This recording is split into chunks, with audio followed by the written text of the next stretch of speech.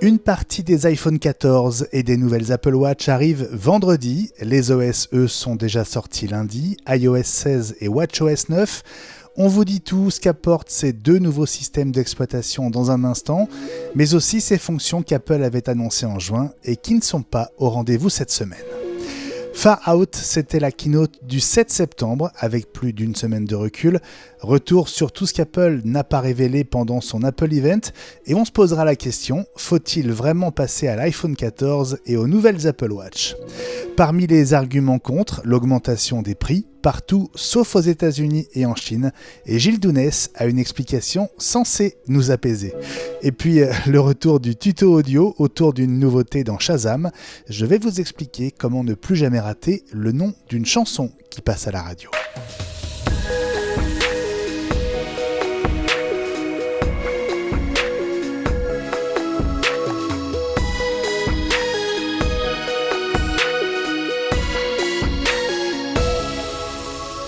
Mardi 13 septembre 2022, il est 18h30 et nous enregistrons ce 103e épisode d'iWeek, la semaine Apple, le podcast hebdo de référence sur l'actu de l'écosystème Apple. Bonjour à toutes et à tous, bienvenue à chacune et à chacun d'entre vous. Merci de votre fidélité et bonjour les amis. Hello. Salut mon capitaine. Et oui, autour de moi, par la magie du haut voire du très haut débit, Eli Abitbol tout d'abord. Salut Eli. Bonsoir tout le monde, et comme dit notre ministre de l'économie, sur le haut débit, il n'y a pas de débat. N'est-ce pas Gilles Dounès ? Tout à fait, et tu l'imites beaucoup mieux que moi, Eli, je te félicite. Et tu le fais très bien, le débat. Et Fabrice Neumann, salut Fabrice. Salut, effectivement, le haut débit, même à la campagne, parfois ça marche bien, la preuve. Et à l'instant, on entendait passer le train de l'autre côté de ta fenêtre. Tout va bien les amis ? Tout va très bien, absolument. Tout va très bien. On a plein de nouveautés, c'est ça bien. On a enfin des trucs à dire. On va faire une bise à François Le Truedic. C'est un moment intéressant de la semaine, vous l'avez remarqué. iOS 16 et watchOS 9 sont arrivés lundi et ils sont tout fraîchement installés sur nos appareils, enfin presque tous.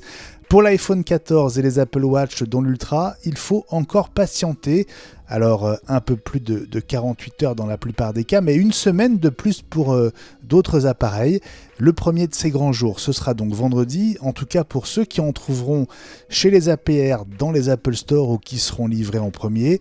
Mais vous n'êtes pas non plus obligé d'y passer. On va peser le pour et le contre tout à l'heure en se posant aussi la question du prix et du budget. Évidemment, abonnez-vous au podcast, c'est gratuit, y compris à la quotidienne iWeek. Rejoignez la communauté iWeek sur patreon.com/iWeek et suivez-nous sur Twitter @iWeekNews et sur Instagram @iWeek.news. Allez, c'est parti, tout de suite les nouveaux OS en détail, iOS 16 et watchOS 9.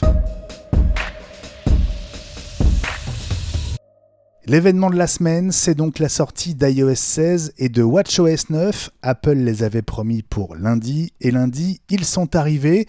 iOS 16, watchOS 9, préalable indispensable à la sortie des nouveaux appareils à partir de vendredi, Eli. À partir de vendredi, parce qu'on a découvert que toutes les Apple Watch, notamment, n'arriveraient pas ce vendredi.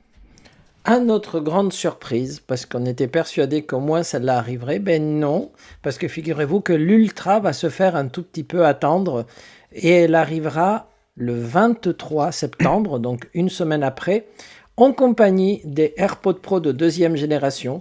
Ça va être très très long de les attendre, parce que c'est des produits que les gens veulent tout de suite, et malheureusement, il faudra patienter une petite semaine de plus, hélas. Alors, je ne sais pas si c'est moi qui ai complètement zappé l'info. Fabrice, Gilles, est-ce que vous aviez aussi compris que l'Ultra et les AirPods arrivaient une semaine après les iPhones ? Oui. On avait eu les communiqués de presse et les infos qui étaient passées, peut-être un moment d'assoupissement. Benjamin, écoute, peut-être. Fabrice, toi, t'avais capté, t'avais enregistré cet échelonnement ? J'avais capté pour la montre, pas pour les AirPods Pro. C'est pas en fait, le truc, c'est que c'était plus compliqué que d'habitude. La keynote, je sais pas ce que vous avez, si vous avez gardé ça comme souvenir, elle était quand même très très dense et du coup, il y a eu pas mal de dates annoncées différentes. Donc il fallait revoir un peu la copie pour revoir un peu les dates. Ouais, c'était pas très simple de s'en souvenir. Je suis assez d'accord. Bon, Elie, est-ce qu'on peut refaire donc un calendrier des produits et des dates auxquelles ils sortent? Oui, vendredi 16, donc, on aura l'iPhone 14, l'iPhone 14 Pro, l'iPhone 14 Pro Max, l'iPhone SE plus cher, les Apple Watch série 8 et les Apple Watch SE. Et le chat aura droit à quoi, Fabrice? Le chat, il aimerait bien que je lui ouvre la porte, mais il Ah ouais. exagère, la fenêtre est ouverte. L'iPhone, le chat veut son iPhone apparemment. Exactement. Alors, Bon, donc ça c'est pour le 16. Ça c'est pour le 16. Ensuite, oui, c'est aussi le pour le 23 septembre, donc le 23 septembre, arriveront l'Apple Watch Ultra et les AirPods Pro deuxième génération. Ça, c'est la deuxième vague. Et ensuite, le 7 octobre, arrivera l'iPhone 14 Plus, ce qui nous amènera probablement, à ce moment-là, à quelques jours de la deuxième keynote du mois d'octobre. C'est ça. Bon, on va revenir sur la keynote et les annonces matérielles, les iPhone 14, les Apple Watch dans quelques minutes. On va commencer donc par ces deux OS qui sont arrivés lundi comme promis, iOS 16 et WatchOS 9. Alors, on va d'abord parler des innovations qui sont là, avant de revenir sur les sujets qui fâchent. Je vais vous les citer. Si vous avez envie de dire quelque chose sur chacune d'entre elles, vous pouvez prendre la main à tour de rôle. Évidemment, on va commencer par le nouvel écran de déverrouillage personnalisable. Est-ce que vous avez eu l'occasion de jouer avec et de le mettre à votre sauce, comme on dit? Non. Comment ça, non? Je ne les ai pas installés. Mais comment ça? Et non. Je sais, c'est la première année. Je l'avais dit dans la quotidienne une fois, c'est que cette année, j'avais fait un vœu d'abstinence et j'avais adhéré au bêta anonyme. Et donc, c'est comme ça. Bon, donc tu et donc, fais j'ai de chasteté pendant combien de temps? Alors, en fait, jusqu'à l'arrivée de l'iPhone, tout ça est en cascade. C'est parce que je me suis dit, l'expérience de ces dernières années, que je téléchargeais les bêtas et au moment où les versions finales arrivaient, je les connaissais par cœur. Je disais, rien de nouveau sur l'horizon. J'avais le nouvel iPhone, mais il avait déjà l'OS que j'utilisais depuis 3 mois, donc rien de nouveau à l'horizon. Donc je me suis dit, cette année, je veux revenir à cette envie de découvrir un nouveau produit Apple. Et donc, j'attends mon iPhone 14 Pro, qui sera équipé d'iOS 16, y compris avec son île dynamique. Et du coup, je pourrais mettre à jour mon Apple Watch en WatchOS 9, puisqu'il faut passer par iOS 16 pour mettre à jour l'Apple Watch. Donc, tout ça est lié. Et par contre, si j'ai quand même installé un système dont vous n'avez pas parlé, mais dont on parlera peut-être à la fin, qui est tvOS 16, car lui est en version finale, et lui, je l'ai installé. Ah, on garde le meilleur pour la fin, alors, d'accord. Oui. Exactement. Voilà, qui a pu découvrir l'écran de déverrouillage personnalisable? Fabrice. Alors, du coup, avec la visite du chat, donc, effectivement, attention, il va pas tarder à passer. Il va m'appuyer sur le clavier, cet imbécile. Ah, mais pousse-toi de là. Excusez-moi, alors pour les auditeurs qui n'auraient pas la chance d'avoir la couleur, j'ai donc un chat noir. Alors, viens par là, toi. Excusez-moi. Alors, donc, je voudrais que Ellie, Je croyais que tu allais lui faire un câlin. Tu l'as balancé. Ah non, je l'ai balancé parce que là, il faut qu'il sorte. Il faut que tu n'écoutes pas, Ellie, parce que je vais donc parler de mon expérience avec l'écran de verrouillage que tu ne veux pas connaître avant d'avoir ton nouvel iPhone. Bon, moi, j'ai installé les bêtas publiques à partir de la bêta 2, je crois, et donc j'ai commencé à jouer un petit peu avec.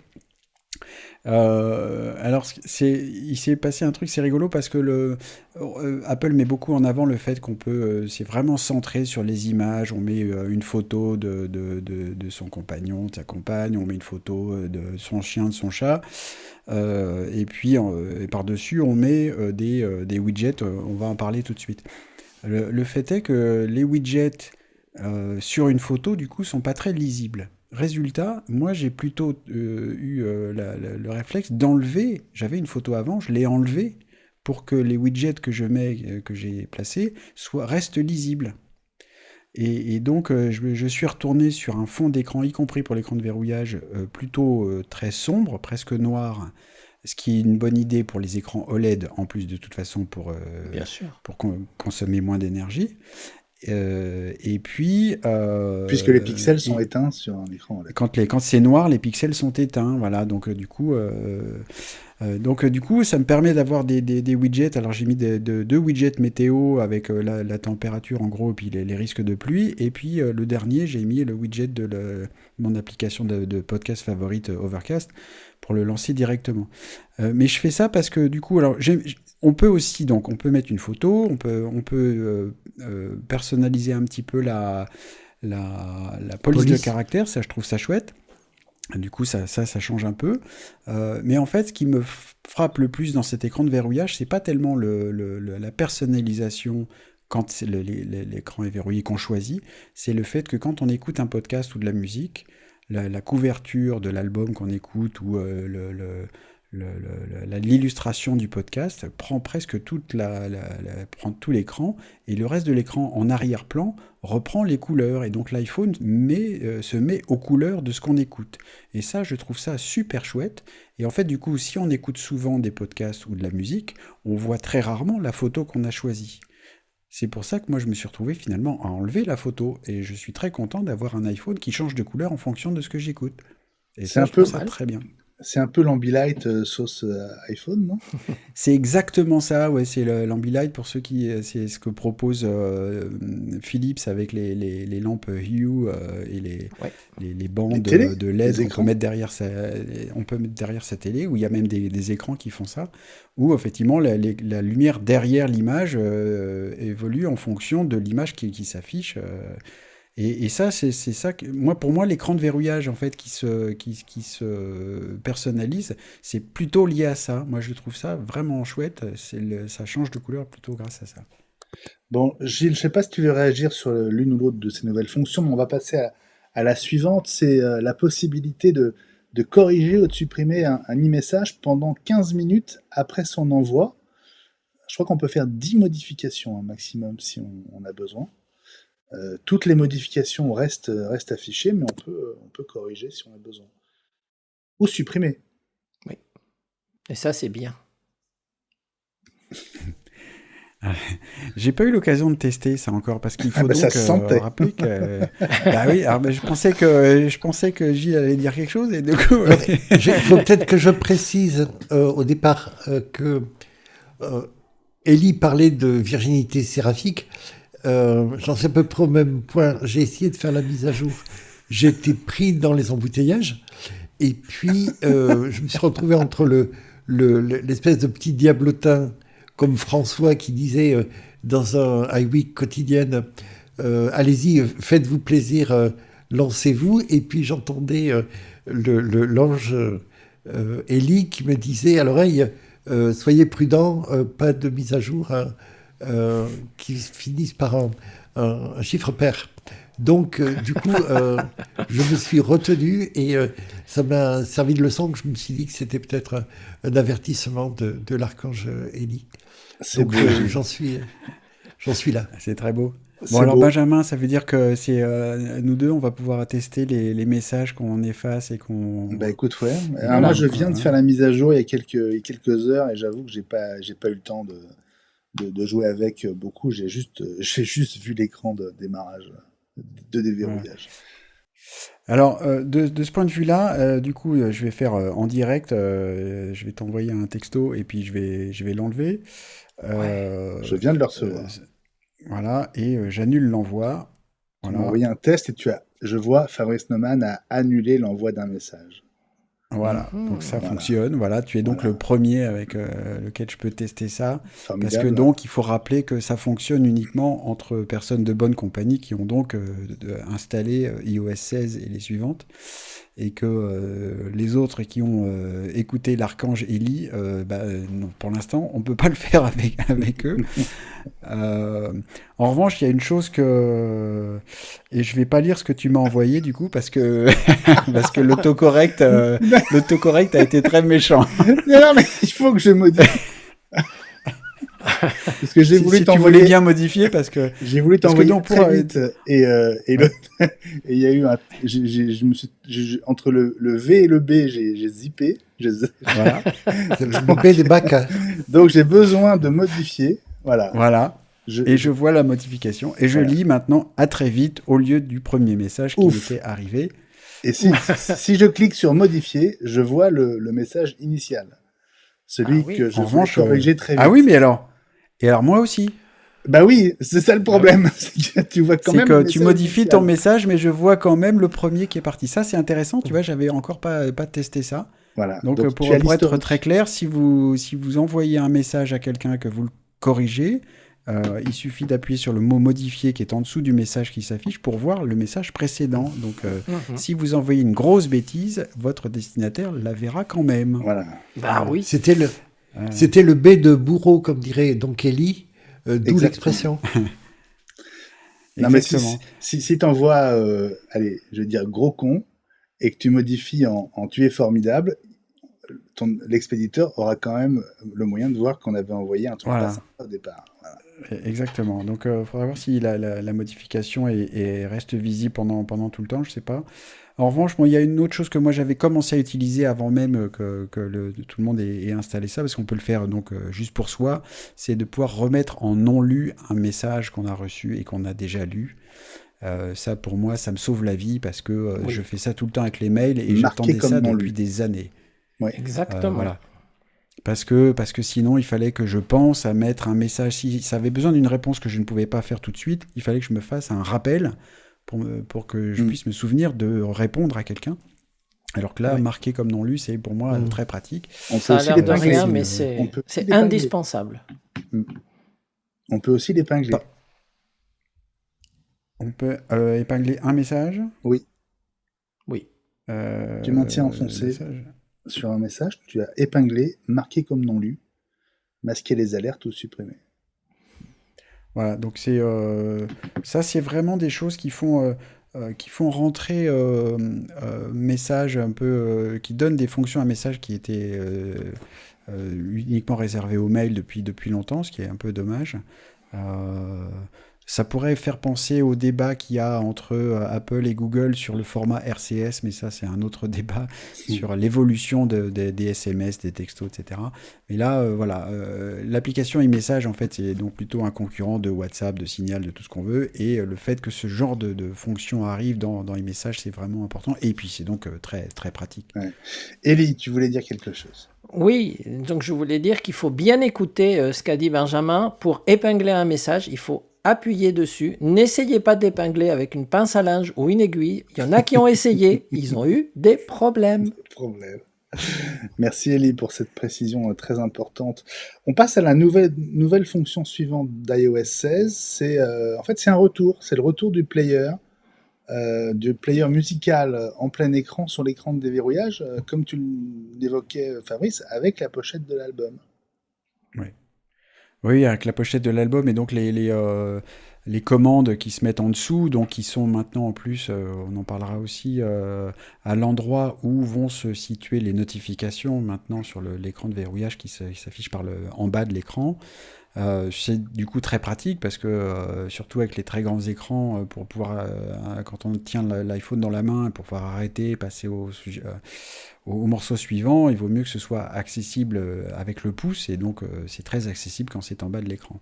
Et puis donc oui, j'en remets une couche, moi je trouve ça tout l'écran qui prend les couleurs de la pochette, ça c'est vraiment, ça change tout, c'est formidable. Ce qui serait génial, c'est qu'on arrive aussi à afficher les paroles des chansons en plein écran, puisqu'on affiche la pochette. Ça serait génial.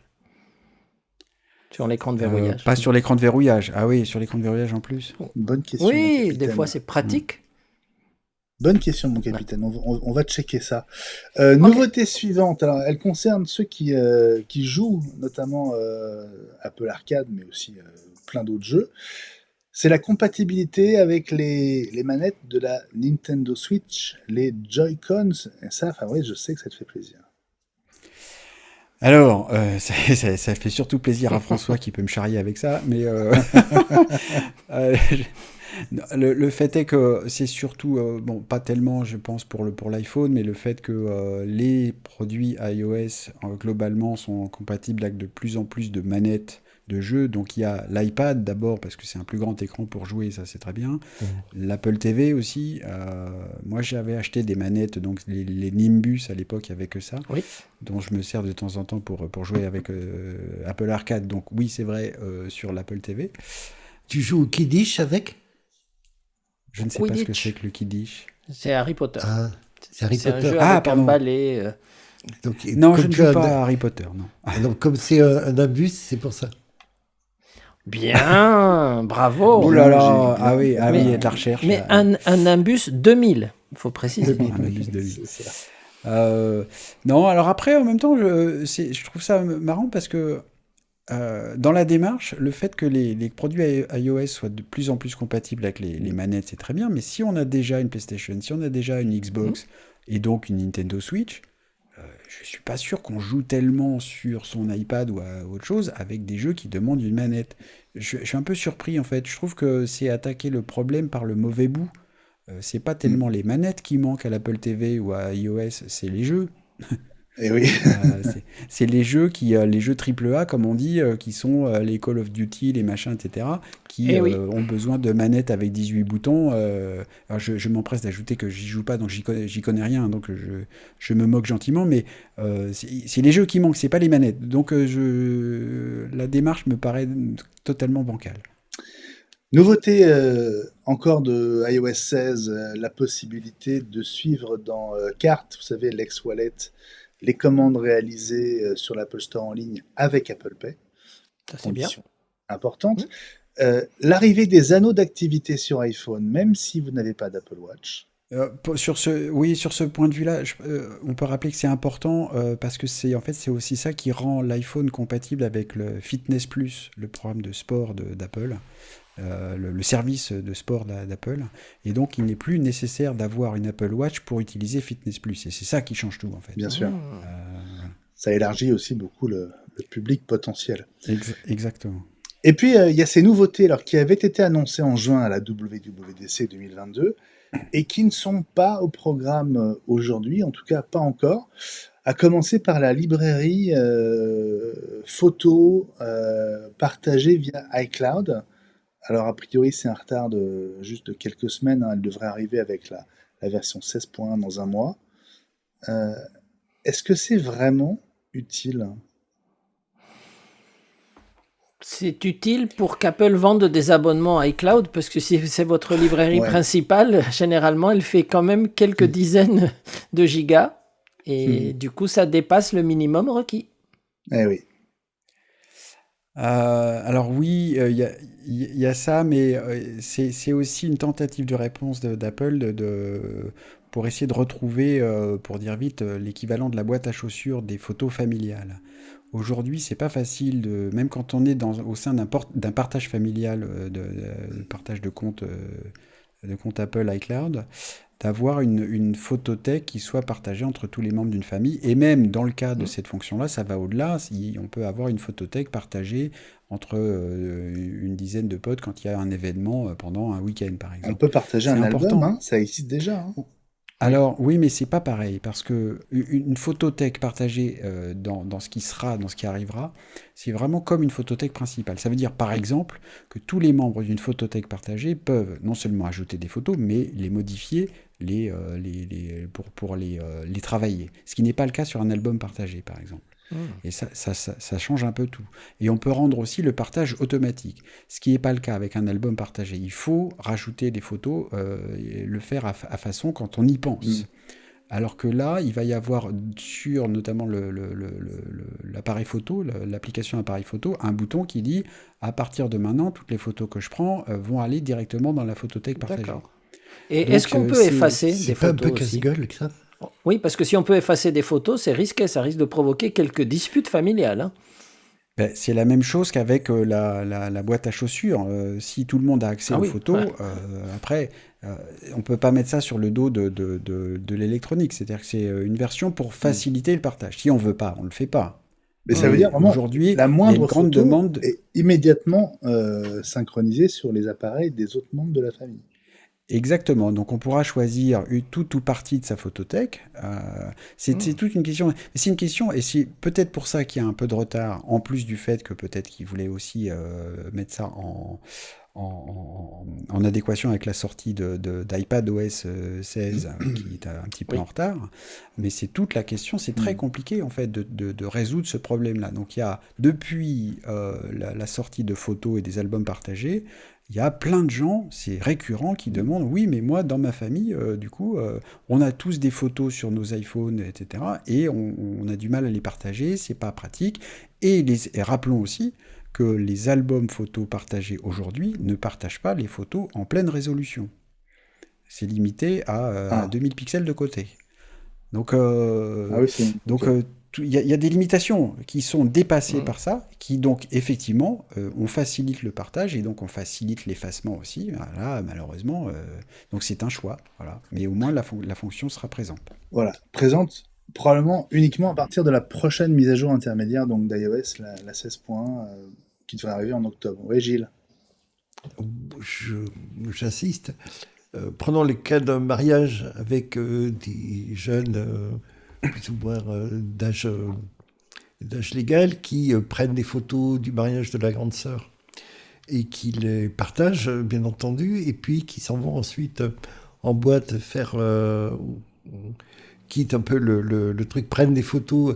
Est-ce qu'il va falloir faire attention que le partage soit bien désactivé? Or, ça va vite. Je le vois, moi, quand je prends mon appareil photo et que je ne l'ai pas repris depuis un petit moment, j'oublie que parfois qu'il y a des réglages bien particuliers. Si tu n'as pas la discipline de revenir au réglage standard, tu as vite des surprises ensuite. Ah, il vient de passer encore. Tu as vite des surprises. Le train sifflera 3 fois. Le train repasse. C'est là qu'il va falloir de toute façon attendre pour voir, parce que il y en a qui ont pu la tester en bêta. J'ai pas suffisamment lu sur le sujet. Je pense que par exemple, il serait étonnant que le passage en partage automatique des photos ne soit pas définitif et qu'au bout d'une heure ou d'inutilisation, par exemple, ça repasse en mode traditionnel. Ça me rappelle, vous avez sûrement vécu ça, des mariages, justement, pour reprendre l'exemple de Gilles, où avant les appareils photo, et quand on en avait tous un dans la poche, il y avait des appareils photo jetables qui étaient mis sur les tables du dîner, et puis on demandait à chacun de prendre des photos. Forcément, dans le tas, il y avait des photos qui n'étaient pas montrables.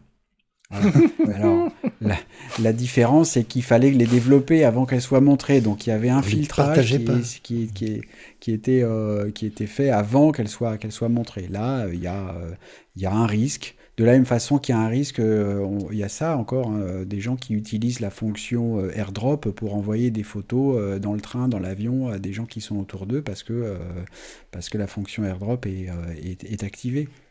Ça, c'est un vrai problème en plus.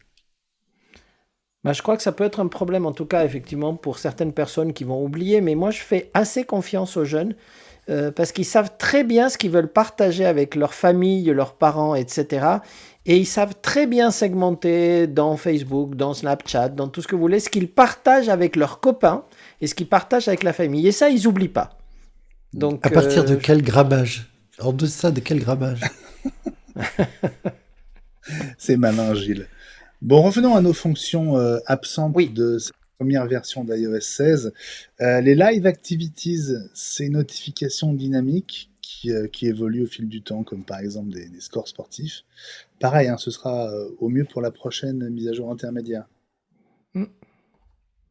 L'arrivée de votre Uber, la pizza que vous attendez impatiemment, il faudra attendre encore un peu.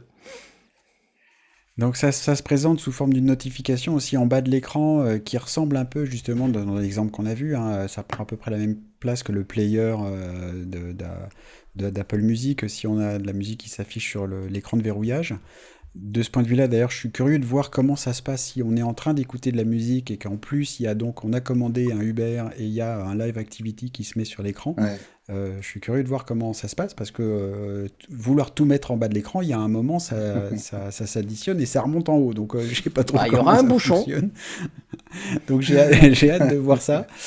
J'ai hâte de voir ça. Mais parce que c'est intéressant parce que ça a été renforcé par, on va en parler après, mais l'îlot dynamique, comme disait Ellie tout à l'heure. L'écran de verrouillage et l'écran tout court de l'iPhone devient de plus en plus dynamique avec plein d'infos qui se mettent partout, en haut, en bas, au milieu. Il y a un moment, ça va faire beaucoup d'informations à la fois et ça risque de devenir un peu moins pratique. Si comme on dit, n'est-ce pas, Benjamin, trop d'infos tue l'info. Et j'ai un peu peur de l'embouteillage informatif. Effectivement. Absolument. Alors, il y a une autre fonction. choisir. Il y a une autre fonction qui n'arrivera pas tout de suite, mais ça on le sait depuis la keynote, c'est le fameux SOS d'urgence par satellite, cette révolution, puisqu'on va pouvoir appeler au secours en cas vraiment d'urgence vitale. Alors ce sera réservé aux US et au Canada dans un premier temps, et l'arrivée ne commencera qu'à partir du mois de novembre. Ça c'était déjà acquis depuis la keynote. Autre fonction, encore une, qui ne sera pas là dans iOS 16.0 aujourd'hui, là on va la regretter, c'est l'intégration de SharePlay dans le Game Center et aussi l'intégration des contacts qui facilitera évidemment l'invitation à des copains pour jouer ensemble. Le game quoi? Le Game Center. Le Game Center qu'on utilise encore moins que SharePlay, qu'on n'utilise pas. Donc, C'est vrai, j'avoue. Même dans mon jeu de backgammon d'Apple Arcade, je trouve un joueur sans passer par Apple quoi? Apple Arcade. Apple Arcade. Il y en a qui jouent. Alors, cela dit, pour SharePlay, alors, du coup, et c'est parce qu'on ne l'utilise jamais, en tout cas c'est mon cas, j'ai donc sûrement dû oublier comment ça fonctionnait, mais j'ai eu, pas plus tard qu'il y a 2 jours, j'ai voulu l'utiliser, j'y ai pensé, parce que j'étais en train de parler avec alors je vous en parlerai tout à l'heure, avec un plongeur professionnel, pour parler de l'Apple Watch Ultra. Et il n'avait pas vu totalement la keynote Apple, et je me suis dit, formidable, je suis en FaceTime vidéo avec lui, je mets la vidéo de la keynote dans Safari, je me dis, je vais dérouler le menu FaceTime pour faire SharePlay. Eh ben, j'ai pas trouvé. Ça, je sais pas où c'est. Peut-être que je me rappelle pas la version de son Mac qu'il avait, etc.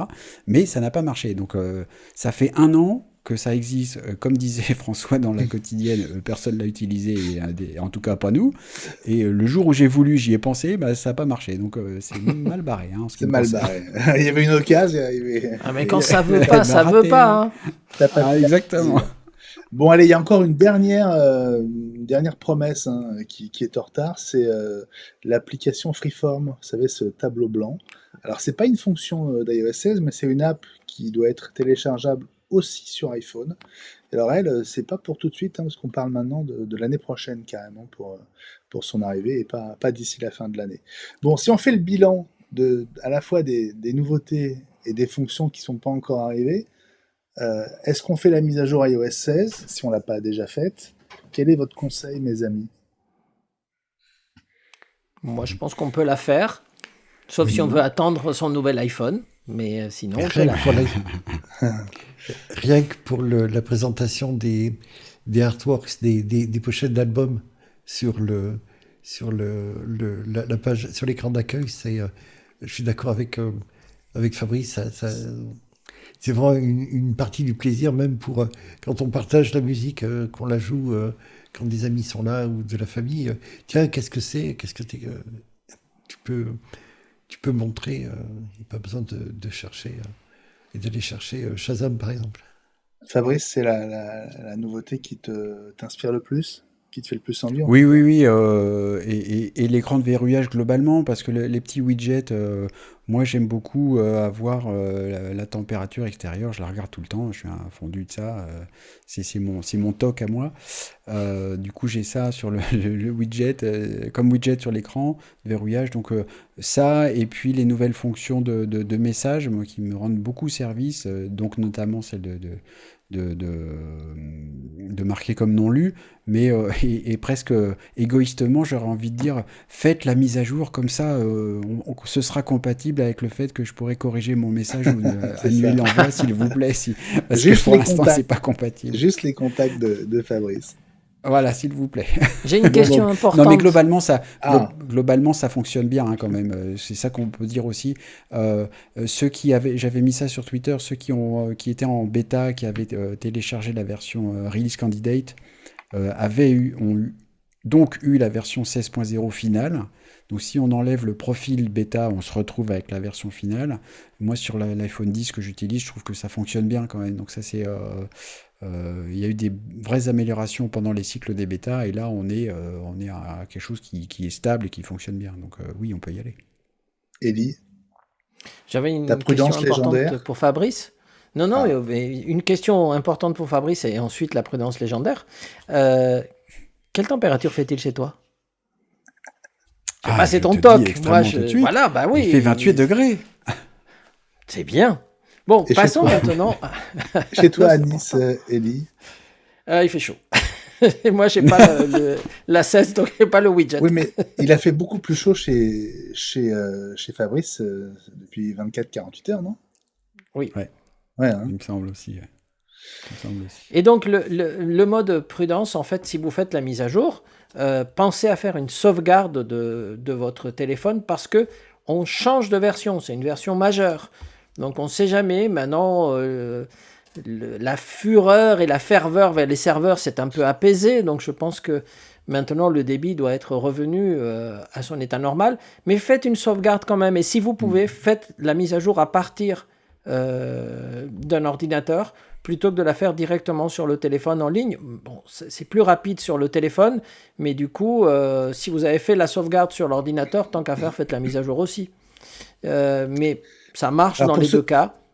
maintenant qu'il n'y a plus iTunes, maintenant qu'il n'y a plus de logiciel de pilotage de l'iPhone sur le Mac, ça consiste en quoi, ce que tu évoques, Ellie? Pour ceux qui ne Bien savent sûr, pas, bah, on peut-être. branche l'iPhone directement comme d'habitude, hein, donc avec le petit connecteur Lightning, et vous ouvrez le Finder, et vous allez avoir dans la barre latérale votre iPhone qui va apparaître. Quand vous cliquez dessus, vous avez une fenêtre qui vous donne des informations sur l'iPhone et qui vous permet de gérer vos sauvegardes comme avant.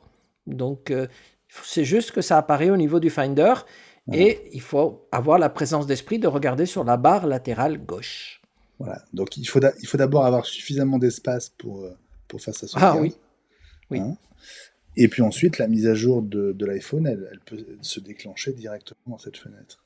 Exactement. Si on lance la mise à jour, il fait automatiquement une sauvegarde avant de faire la mise à jour. Donc, Ouais. ça, c'est automatique. Et c'est bien parce que... Et si vous changez d'iPhone, là je parle pour vendredi, je m'avance. Si vous changez d'iPhone, la meilleure méthode actuelle, avant on disait faites une sauvegarde et une restauration sur le nouvel appareil. La méthode actuelle, rapprochez les deux iPhones. Ça marche très très bien maintenant. Et là, on ne transfère que ce qui doit être transféré. Le fait de faire une sauvegarde intégrale et une restauration intégrale, des fois, a posé des problèmes. Donc, utilisons l'assistant de migration automatique d'Apple qui consiste à rapprocher les deux appareils. Ça transfère tout. Ça transfère les mots de passe, le trousseau iCloud, etc. Il prend quand même les vérifications qui s'imposent. Alors que des fois, dans des sauvegardes restauration, certains mots de passe ne passaient pas et on avait des surprises. Donc, la méthode safe, rapprocher les deux iPhones, ça marche à tous les coups. C'est rapide et ça marche bien. Et de toute façon, tant que tout n'a pas été transféré, vous avez votre iPhone original, donc vous ne perdez rien. Ouais. Bon, on va passer à WatchOS 9, cet autre OS disponible en version finale depuis lundi. WatchOS 9 compatible avec les Apple Watch depuis la série 4, si je ne me trompe pas. C'est d'ailleurs l'une des raisons pour lesquelles la série 3 est sortie est sorti de l'Apple Store et de la vente depuis quelques heures. Qu'est-ce que vous avez en tête comme nouveauté, à part les nouveaux cadrans? Le mode Les nouveaux cadrans. basse consommation, peut-être? Les nouveaux cadrans? Tu veux commencer par les nouveaux cadrans, Ellie? Non, non, non. Non.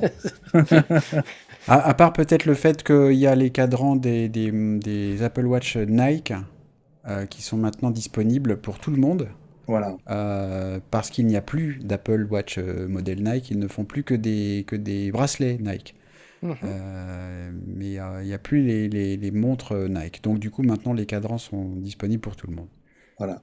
Alors, pour faire simple, si vous faites votre gym, si vous vous entretenez avec votre Apple Watch, vous allez bénéficier de nouvelles fonctions pour faire de l'exercice. Le suivi du sommeil est aussi amélioré avec WatchOS 9.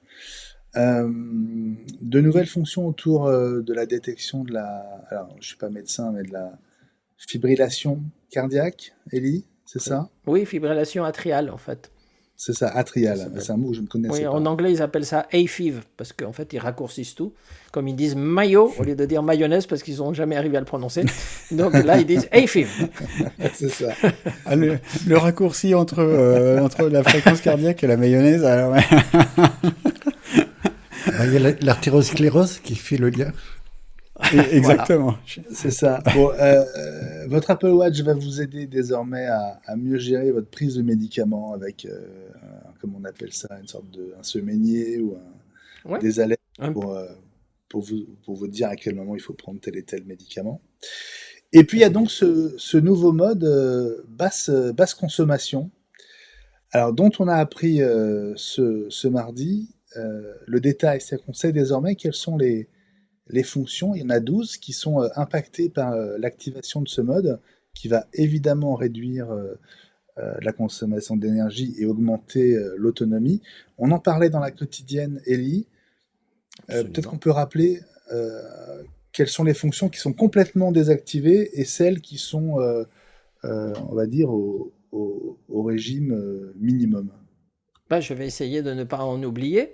La première chose, c'est le Always On Display, donc le fait que l'écran soit toujours allumé. Si vous êtes en mode économie d'énergie, l'écran s'éteint et il faut tapoter pour qu'il revienne. Les notifications justement de rythme cardiaque irrégulier, de rythme cardiaque trop élevé ou trop bas, donc vous ne les avez plus. La mesure de votre rythme cardiaque en tâche de fond, vous ne l'avez plus, de même que la mesure de l'oxygénation du sang non plus. Et la dernière, c'est le fait de démarrer une activité, un exercice. Ça n'apparaît plus. Donc on disait ce matin, ceux qui ont des problèmes cardiaques ou qui veulent checker leur oxygénation du sang par ces temps de Covid qui reviennent apparemment, mais on ne les a pas vus, essayez plutôt de charger votre Apple Watch plutôt que de devoir activer le mode économie d'énergie. Sinon, qu'est-ce qui disparaît si votre iPhone n'est pas à côté? Eh bien, vous perdez la connexion Wi-Fi et cellulaire à travers l'iPhone. Bien sûr, si votre Apple Watch est cellulaire, vous ne la perdez pas. Mais si vous passez par l'iPhone, eh bien, vous perdez la connexion et du coup, vous ne recevez pas les appels entrants puisque votre iPhone n'étant pas là, si votre Apple Watch n'est pas cellulaire, vous ne recevez pas d'appels, c'est bête, dans ce mode-là. D'autres fonctionnalités qui sont affectées, dit Apple, le fait, si vous avez une Apple Watch cellulaire, bien sûr, de passer un coup de fil, ça prendra plus longtemps si vous êtes en mode économie d'énergie. Le rafraîchissement des apps qui sont en tâche de fond se fera moins fréquemment.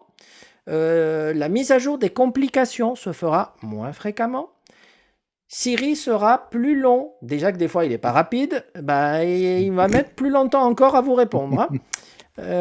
Et certaines animations seront moins fluides, car maintenant, je me rappelle que ce matin, je cherchais mes mots. Absolument smooth en anglais, comme tu le disais. Bon, petit rappel, pour activer ce mode sur votre Apple Watch, il suffit de balayer le cadran pour ouvrir le centre de contrôle. Vous cliquez sur l'icône de la batterie et vous activez le mode basse consommation. Voilà ce qu'on pouvait dire sur ces deux versions majeures d'OS qui sont arrivées lundi, iOS 16 et WatchOS 9. On vous conseille d'y passer, hein, on n'a aucune raison de vous le déconseiller. Faites juste une sauvegarde de votre iPhone, c'est vraiment la précaution la plus importante avant de sauter le pas. On se retrouve dans une seconde pour revenir sur la keynote Far Out de la semaine dernière, tout ce qu'Apple n'a pas dit, et puis cette question au sujet de l'iPhone 14, est-ce qu'on vous conseille de l'acheter ou de passer votre tour? À tout de suite. La keynote c'est bien, mais tout ce qui arrive après c'est presque aussi bien. Et on n'a pas manqué d'infos et de détails à glaner depuis une huitaine de jours après cet Apple Event consacré aux iPhone 14, aux nouvelles Apple Watch et aux AirPods Pro 2. On va commencer par l'iPhone avec des petits détails alors qui seront peut-être pas visibles à l'œil nu, Fabrice, mais un petit peu plus de pixels et puis une résolution qui bouge un tout petit peu aussi dans certains cas. Alors une définition, donc, parce que c'est toujours pareil, donc il y a une résolution qui augmente et une définition également. La définition, c'est le nombre de points par pouce. Effectivement, c'est assez étonnant, c'est rigolo en fait. Les iPhone 14 et 13 ont en gros quasiment la même taille. Alors naturellement, les étuis sont pas compatibles, notamment parce que à l'arrière il y a les objectifs tout le bloc photo qui est plus grand, qui est plus épais, qui est plus tout ce qu'on veut, donc ça rentre pas. Mais C'est trop par bête. exemple Il va falloir vendre d'autres étuis. Il va falloir vendre d'autres étuis. Oui, oh bah zut alors. C'est bien dommage qu'ils aient augmenté de prix du coup. Et oui. C'est quoi l'augmentation de prix, Lee? Oh bah 20 ou 30 euros. Non. Si, bah si. Bah il n'y a pas énorme. de petit profit. Bah ouais. Bah c'est la pénurie des composants. Ah pardon. Alors, c'est l'Ukraine. Tu sais que les étuis sont tout change. Non. Je crois que c'est un peu moins, c'est 10 ou 20 euros de plus, mais c'est énorme sur des étuis déjà. C'est plus. Ceux d'Apple ont particulièrement augmenté. Les fabricants tiers, non, pas tous, mais les écrans, les étuis Apple ont augmenté de prix, hélas. La seule augmentation est largement supérieure au coût de revient de chaque étui pour Apple, à mon avis. Donc, oui, exactement. C'est vraiment scandaleux. Bon, revenons à nos résolutions. Alors donc, on en revient aux écrans qui ont quelques petits pixels de plus. Donc par exemple, sur un iPhone 14 Pro, donc le petit des iPhone Pro, on gagne 9 pixels en largeur. C'est le chiffre moi que j'ai retenu et je trouve ça très drôle. Un peu plus en hauteur. Donc on passe de 2532 par 1170 pixels à 2556 par 1179 pixels. Toujours à la même définition de 460 points par pouce. Sur les Pro Max, on passe de 2778 de hauteur à 2796 et en largeur de 1284 à 1290, donc on gagne 6 pixels. Donc ça change pas la vie, avec une définition qui augmente un petit peu, donc qui se voit pas. Donc à l'œil nu tout ça ne se voit naturellement pas, mais ça veut dire qu'il y a en gros et Apple en fait y a fait référence pendant la keynote, hein, les marges noires autour de l'écran ont légèrement diminué. C'est pour ça finalement que l'iPhone lui-même en volume, en taille, hauteur, largeur ne change pas plus que ça. Voilà, l'écran devient un peu plus bord à bord qu'avant, mais à l'œil nu ça ne doit pas vraiment se voir. Ouais. Alors on parlait tout à l'heure de l'échelonnement de sortie des produits. On sait pourquoi l'iPhone 14 Plus arrive seul le 7 octobre. Oui. Apple a privilégié la production du 14 Pro. Ils n'arrivaient pas à tout produire dans les quantités qu'ils voulaient, donc ils ont donné la priorité aux modèles Pro et Pro Max. Et il fallait en décaler un. Donc ils se sont dit, bon, comme lui, il est différent, on peut justifier d'un léger retard. Mais en fait, c'est parce que les composants ont tous été alloués sur le haut de gamme. Et ils ont eu raison, parce qu'on va en parler après, mais la demande, évidemment, des nouveaux produits se porte comme tous les ans, et malgré la crise, et malgré l'Ukraine, et malgré le pouvoir d'achat, sur les modèles haut de gamme. C'est comme ça. Alors, les modèles haut de gamme, parmi leurs caractéristiques et leurs spécificités, ils embarquent cette trouvaille, ce petit coup de génie d'Apple qui est le Dynamic Island. Alors, vous avez vu qu'il n'y a pas de traduction en français sur le site d'Apple. Non. Bah non, on les a trop critiqués la dernière fois. Maintenant, ils ne se Avec sont le pas cadre remis centré, du c'est cadre ça. centré. C'est sans doute. En même temps, il y en a eu d'autres, qui, comme la Touch Bar, par exemple, qui n'a jamais été C'est traduite non vrai, plus. c'est vrai, c'est vrai. Alors, je voulais soumettre, je sais pas si vous avez vu, moi, j'avais trouvé une autre traduction. Comme c'est un tiret un peu long, je voulais appeler ça le tiret du 8. Et, Yann, c'est très- on m'a non, fait remarquer que c'est c'était très pas Windows. pas très Mac. Ouais, c'est très Non, Windows. du tout, ben. Je suis d'accord. Alors, Moi, tiens, ça, bah, c'est tiens, pour- D'accord, c'est pour troller, attends, d'accord. alors, attends, que tu veux jouer à ça? Explique-nous cette très belle image que tu nous offres aujourd'hui, Fabrice. Alors, peut-être que Petite tu parenthèse. pourrais, C'est un au lieu iPhone de 14? Alors, au lieu de te moquer de moi, tu pourrais essayer de la montrer à l'écran pour les, Pas du les tout. auditeurs qui ont la Mais chance je la d'avoir la montre. couleur. Regarde, je te montre, tu es en plein écran. Alors?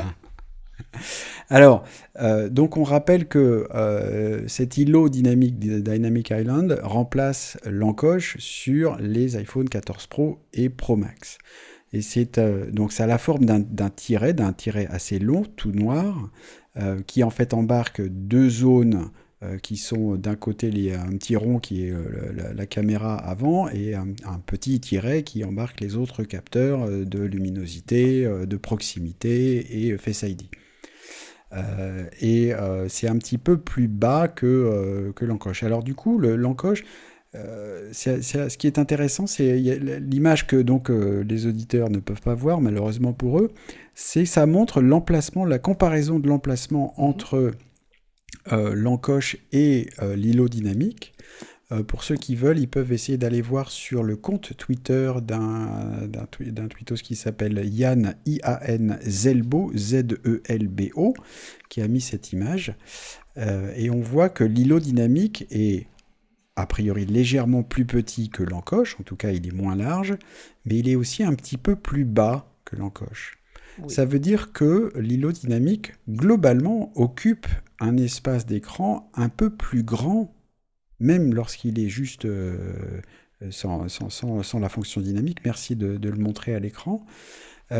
Pourquoi je dis qu'il occupe un espace un peu plus grand? Parce qu'il ne va pas jusqu'en haut de l'écran. Ça veut dire que il y a une zone où on voit la couleur du fond d'écran, par exemple, entre le haut de l'îlot dynamique et le bord de l'écran, mais c'est une zone qui n'est pas utilisable, puisqu'on ne peut pas afficher d'informations dedans, au-dessus de cet îlot dynamique.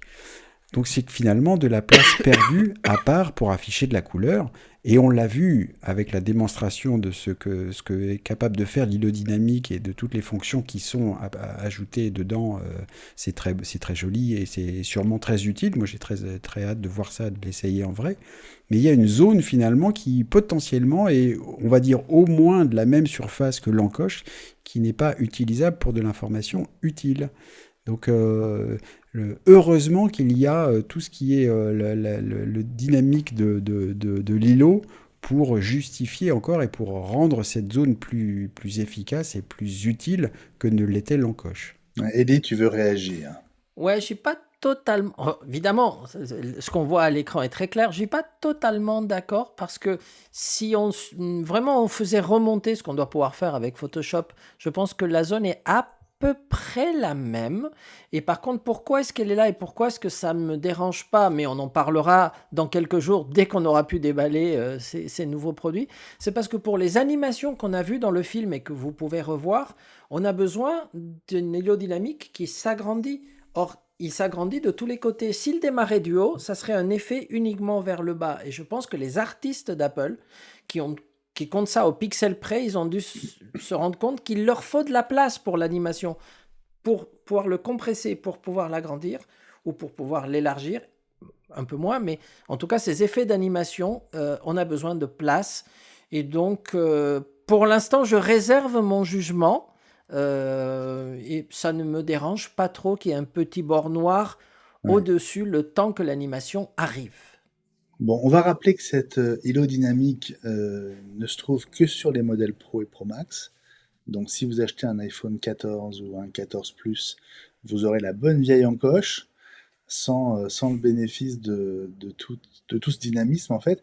Votre sentiment avec 8 jours de recul sur cette fonction qui n'avait pas fuité, que personne n'avait vu venir. Gilles? C'est tout le monde est emballé. C'est la unanime, première hein. fois. Ouais. C'est la première fois, ce que j'allais dire.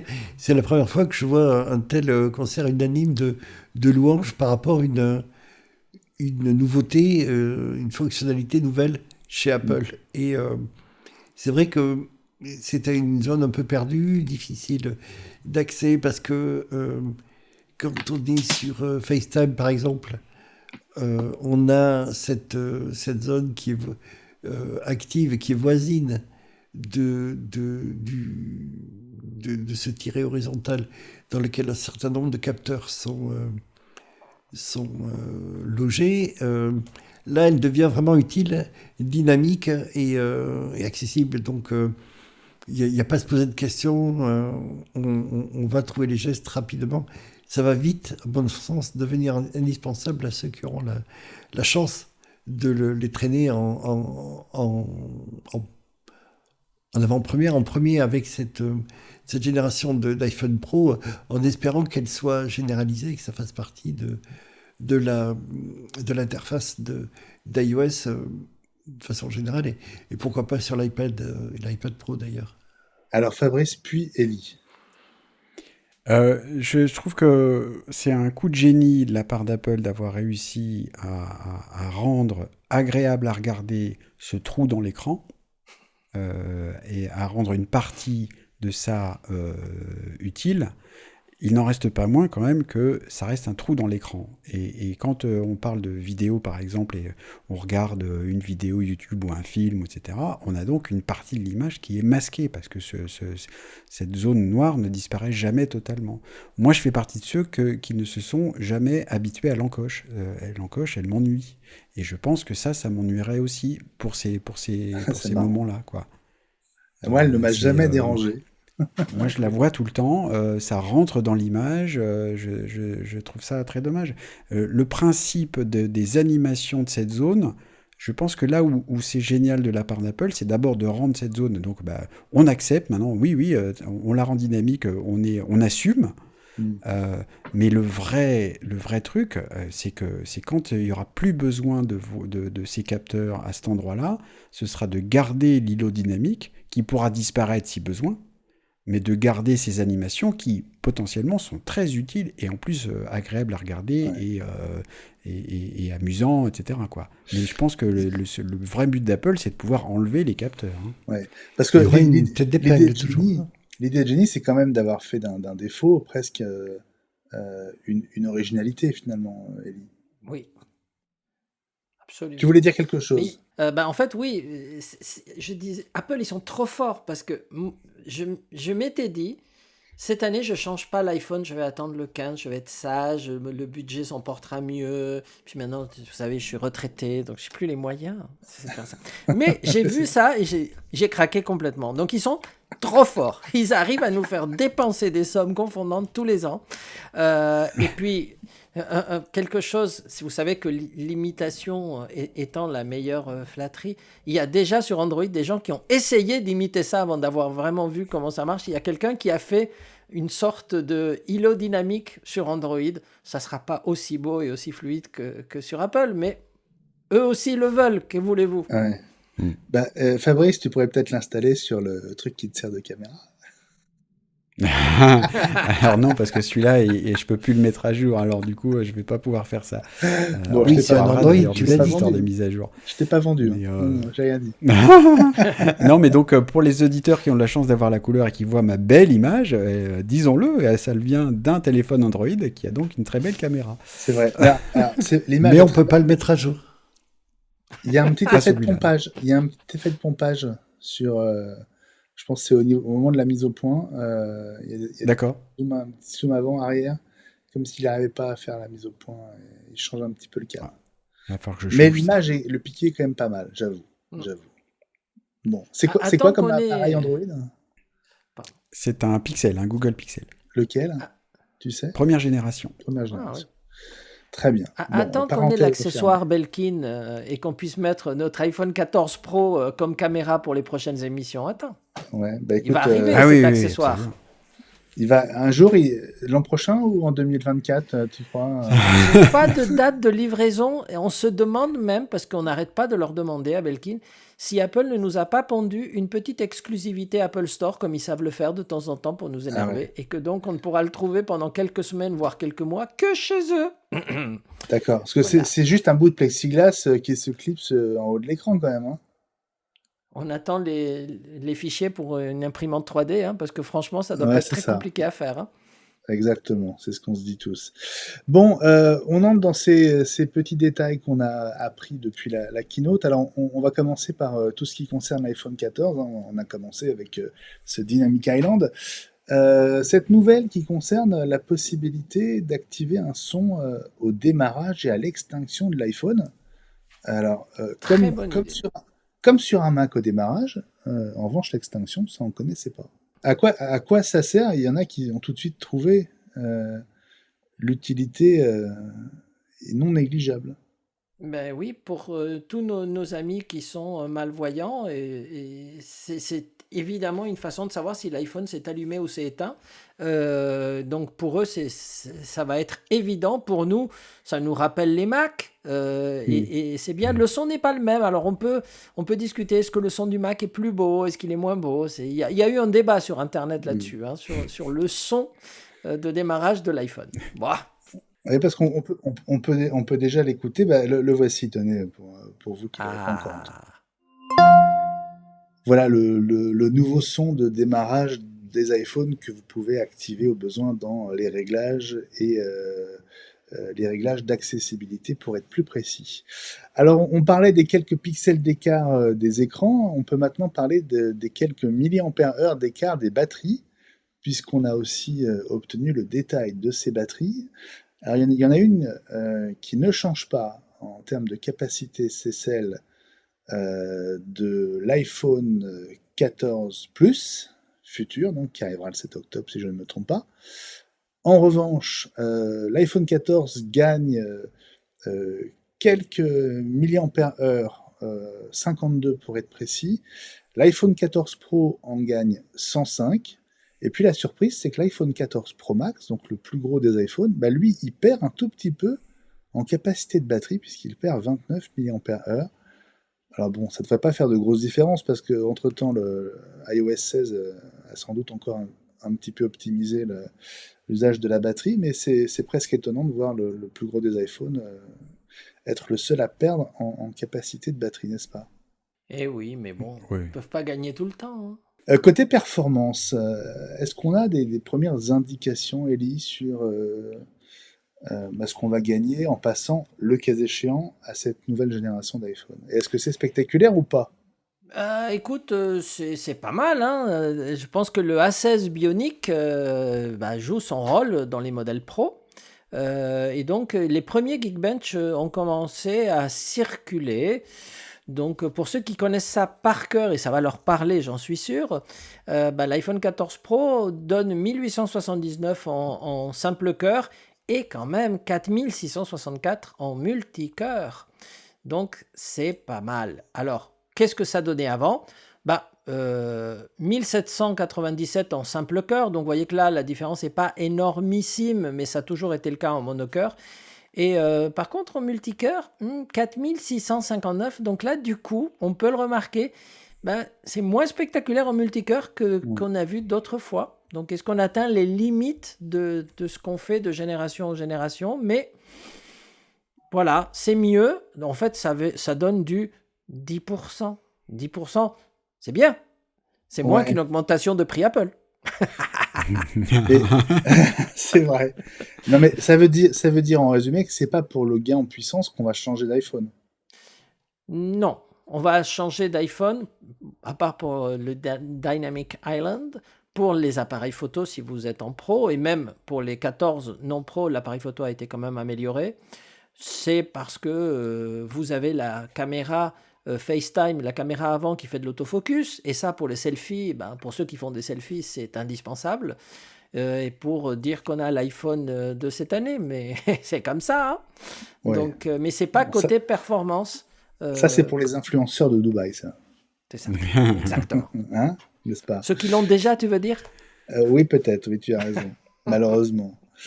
C'est ce qui est un peu dramatique. Fabrice? Oui, pour ajouter un petit peu, donc il y a les monocœurs et multicœurs, ça c'est pour le GPU, donc le cœur, pardon, le CPU, le Oui. cœur de calcul traditionnel. On peut aussi parler des performances graphiques qui, elles, sont pas mal améliorées en fait. C'est-à-dire que c'est la vraie différence entre la 15 et la 16, c'est ça, ce sont les cœurs graphiques et probablement aussi le Neural Engine qui a été amélioré également. Tout ça pour pouvoir faire les calculs nécessaires au traitement des images en 48 mégapixels Oui. qui équipent la caméra, l'objectif principal des iPhone 14 Pro et Pro Max et qui n'équipent pas les 14 tout court. Et là, il y a un gain qui est pas loin de 20% pour les calculs graphiques. Donc ça, c'est intéressant hein, de ce point de vue-là. Et c'est nécessaire, c'est-à-dire que la 15, a priori, ne serait pas capable de traiter comme il faut les images en 48 mégapixels. Il y a aussi quelque chose qui est important, c'est au niveau de la batterie, le A16 est plus économe et en fait, on gagne une autonomie supplémentaire pour tous les modèles et ça, c'est quand même pas mal. Hein. Donc, je parle des pros, bien sûr, hein, puisqu'on parle du A16. Le A16 est plus économe. Et donc, du coup, on a 1 heure et 2 heures de plus en batterie et c'est pas mal. Suivant si on fait que de regarder des vidéos ou si on joue. Enfin bon, c'est assez marrant parce que dans tous ces benches, ils vous parlent du nombre d'heures de vidéos que vous pouvez regarder à la suite. Bon, il y a quand même une limite. Du nombre d'heures que vous pouvez passer à jouer, il y a quand même une limite. Mais ils ne parlent jamais de combien de temps on parle à parler au téléphone. Parce que c'est quand même un téléphone, hein. C'est pas une console. Et bien ça, ils n'en parlent jamais. De moins pas en de moins. bench. Non, mais ça consomme très très peu. Oui, ça et consomme puis, rien, c'est pour ça. Bah oui. Oui. c'est une façon de compter en tour Eiffel ou en stade de football, tout simplement. On C'est allumette. Bon, autre fonction, là, pour moi, ça a été vraiment, avec le Dynamic Island, ça a été vraiment la nouveauté de ces nouveaux iPhone 14. C'est ce fameux SOS d'urgence par satellite. Alors, on en sait davantage depuis quelques jours. C'est bien Global Star, hein, comme on le pressentait, qui va mettre ces 24 satellites en orbite basse à disposition d'Apple. Alors, à disposition quasiment intégralement, puisque Global Star va allouer 85% de ses capacités réseau à Apple. D'ailleurs, c'est à noter, mais pendant la keynote la semaine dernière, le cours de Global Star à Wall Street a été suspendu. On va rappeler donc que le service ouvrira en novembre, qu'il sera gratuit pendant 2 ans. On n'a pas d'idée du prix éventuel au-delà des 2 ans. Le service ne sera disponible dans un premier temps qu'aux États-Unis et au Canada.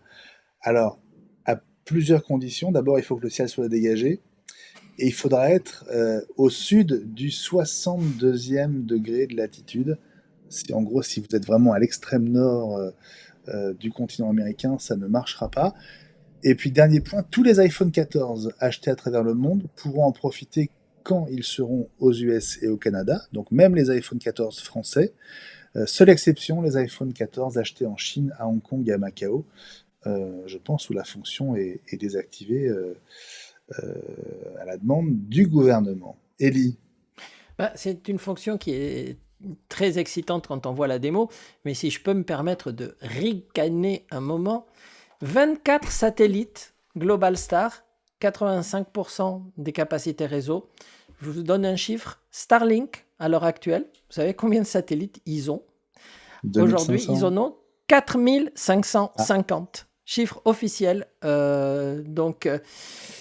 Et la différence, c'est que d'un côté, bon, c'est très bien parce qu'on va pouvoir envoyer des SMS condensés en cas d'urgence et tout, et c'est très très bien.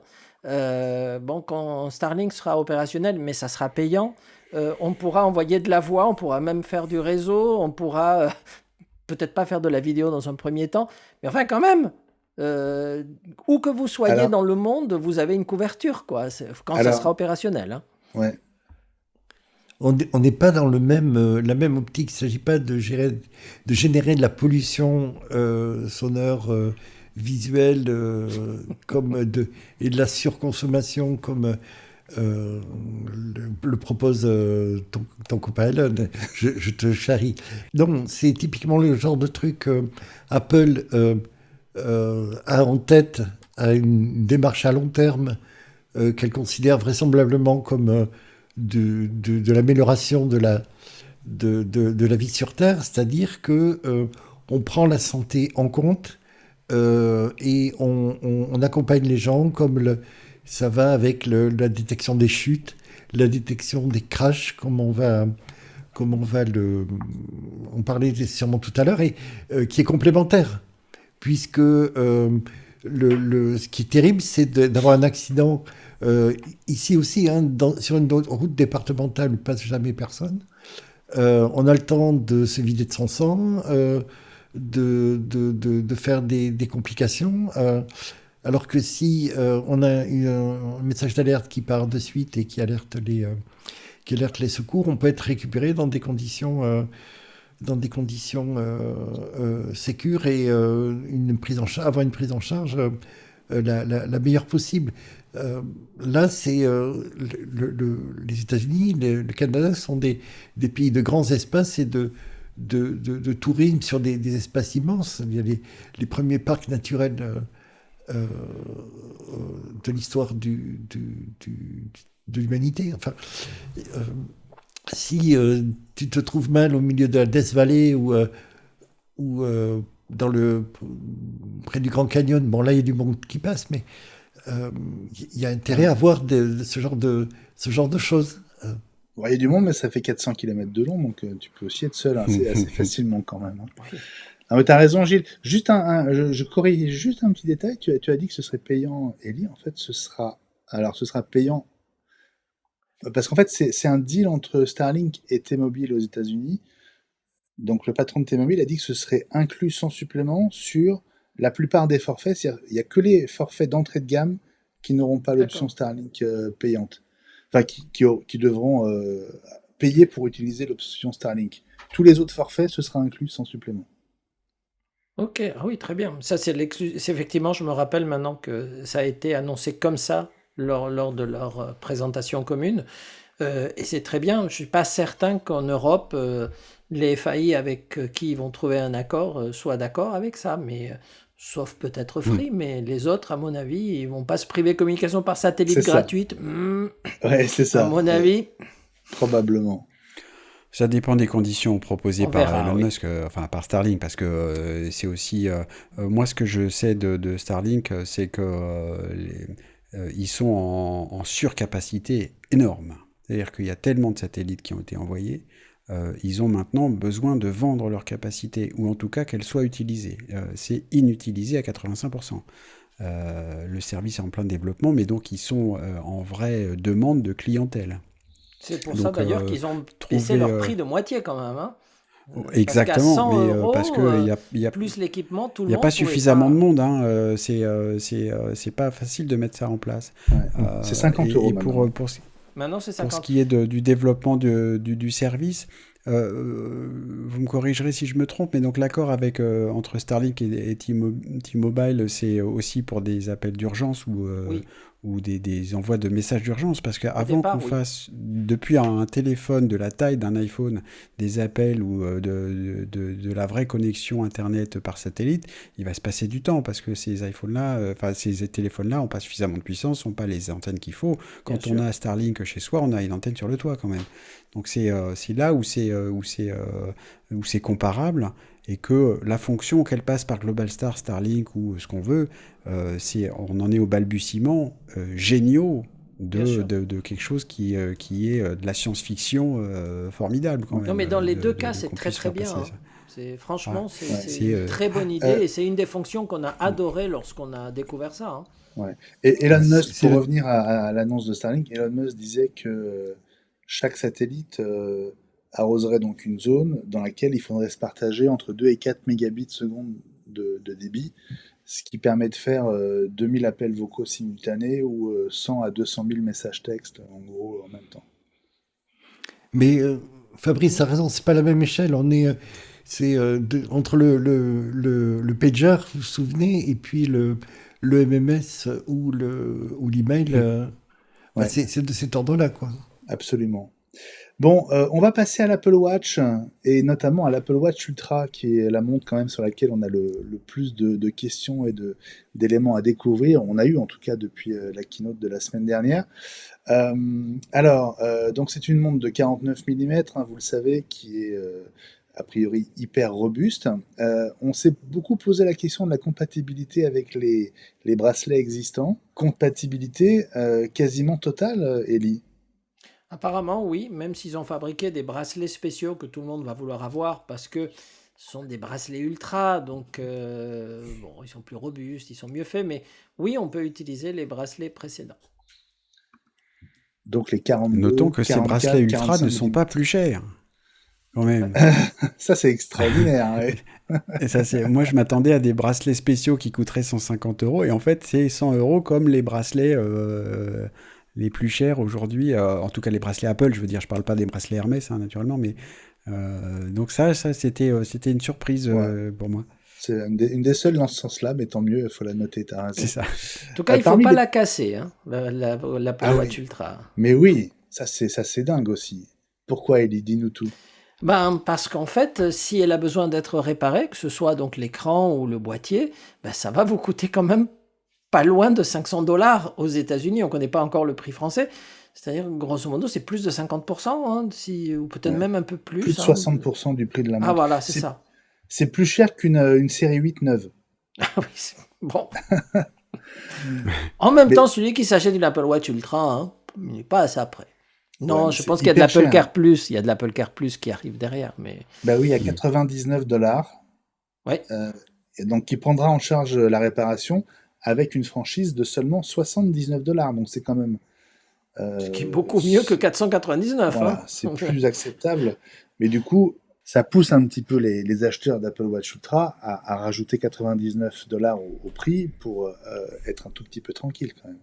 C'est ce qu'on a expliqué à nos commerciaux. Il faut qu'ils pensent vraiment à chaque fois à en parler au client. Après, si le client choisit de ne pas prendre l'Apple Care Plus, très bien, mais au moins on en a parlé. Nous, on a fait notre job.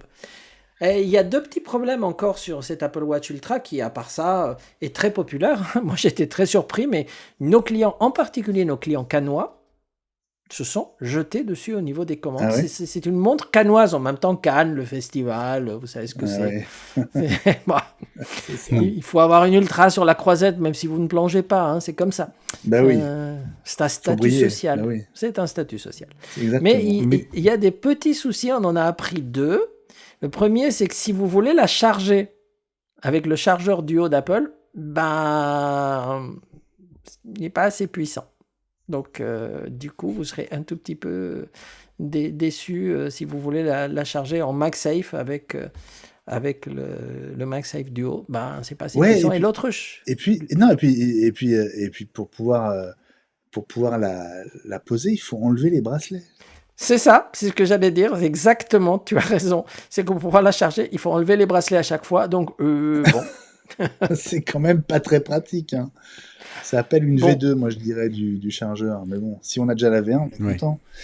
Mais À je pense propos qu'il y a de des charge... accessoires tierce party qui vont proposer des alternatives, on va dire. Ouais. Bon, à propos de charge, un petit détail aussi, le chargeur à induction, alors c'est au bout du câble, c'est le petit chargeur rond qu'on connaît déjà avec les autres Apple Watch, mais la différence, c'est que là, le fil est tressé, et donc il est beaucoup plus solide que les câbles des chargeurs des Apple Watch non ultra. Alors, un détail qui est commun à tous les produits annoncés lors de la keynote, c'est la nouvelle fonction de détection d'accidents de voiture, une fonction qui est activée par défaut hein, dans à la Ouais. fois la gamme iPhone 14, l'Apple Watch SE deuxième génération, l'Apple Watch Série 8 et l'Apple Watch Ultra. On a appris, Ellie, comment ça allait fonctionner, et c'est tout un processus qui va se déclencher quand à la fois les capteurs comme l'accéléromètre, le gyroscope, le micro et le GPS vont détecter qu'il y a sans doute eu un accident ou une collision. Absolument. Et donc là, ça gère plusieurs possibilités. Ça peut être un choc, un tonneau, etc. Et donc la première chose que ça fait, c'est que ça lance un appel au secours avec votre position GPS si vous n'avez pas arrêté le premier compte à rebours qui dure 10 secondes. Si ce n'est pas le cas, il y a une deuxième diffusion de messages et du coup, et ça c'est nouveau, le micro sera ouvert pour que le service de secours éventuellement puisse vous entendre si vous êtes dans une position où vous ne pouvez pas atteindre votre téléphone, où vous ne pouvez pas bouger votre bras, etc. Vous pouvez quand même parler et là on peut vous entendre et réagir en fonction de ça.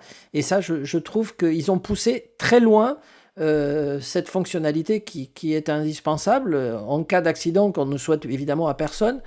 Mais Apple essaye de veiller sur nous et franchement, c'est très très très bien. Bravo à eux.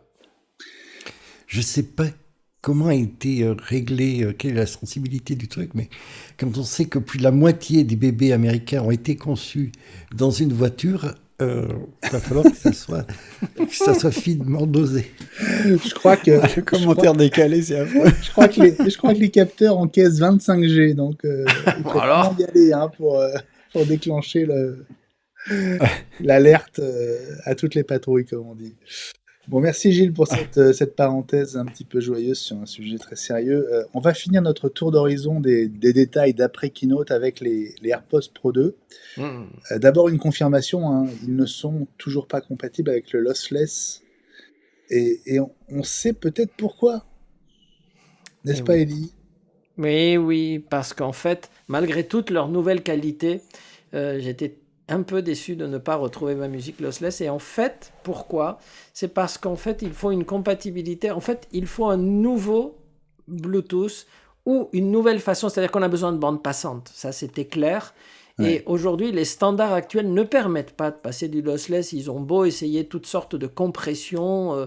Ça ne marche quand même pas. Et Apple, semble-t-il, on en a parlé dans la quotidienne, a dans ses tuyaux une façon de faire qui mélangerait du Bluetooth, peut-être nouvelle génération, 5.3 qui est donc disponible sur ces AirPods Pro 2, avec de l'AirPlay. Alors l'AirPlay, c'est plutôt basé sur du Wi-Fi. Alors quand on combine le Bluetooth et le Wi-Fi, ça s'appelle Matter. Hein. Donc est-ce que on va arriver à ce niveau ? Et pour l'instant, Apple ne l'aurait pas sorti pour des problèmes juridiques. C'est-à-dire que il semblerait qu'ils étaient prêts à le sortir et qu'il y a des avocats d'Apple qui ont dit attendez, parce que si on fait ça, est-ce qu'on ne va pas nous attaquer pour abus de position dominante ou par en fait un produit qui ne fonctionnerait que sur plateforme Apple ?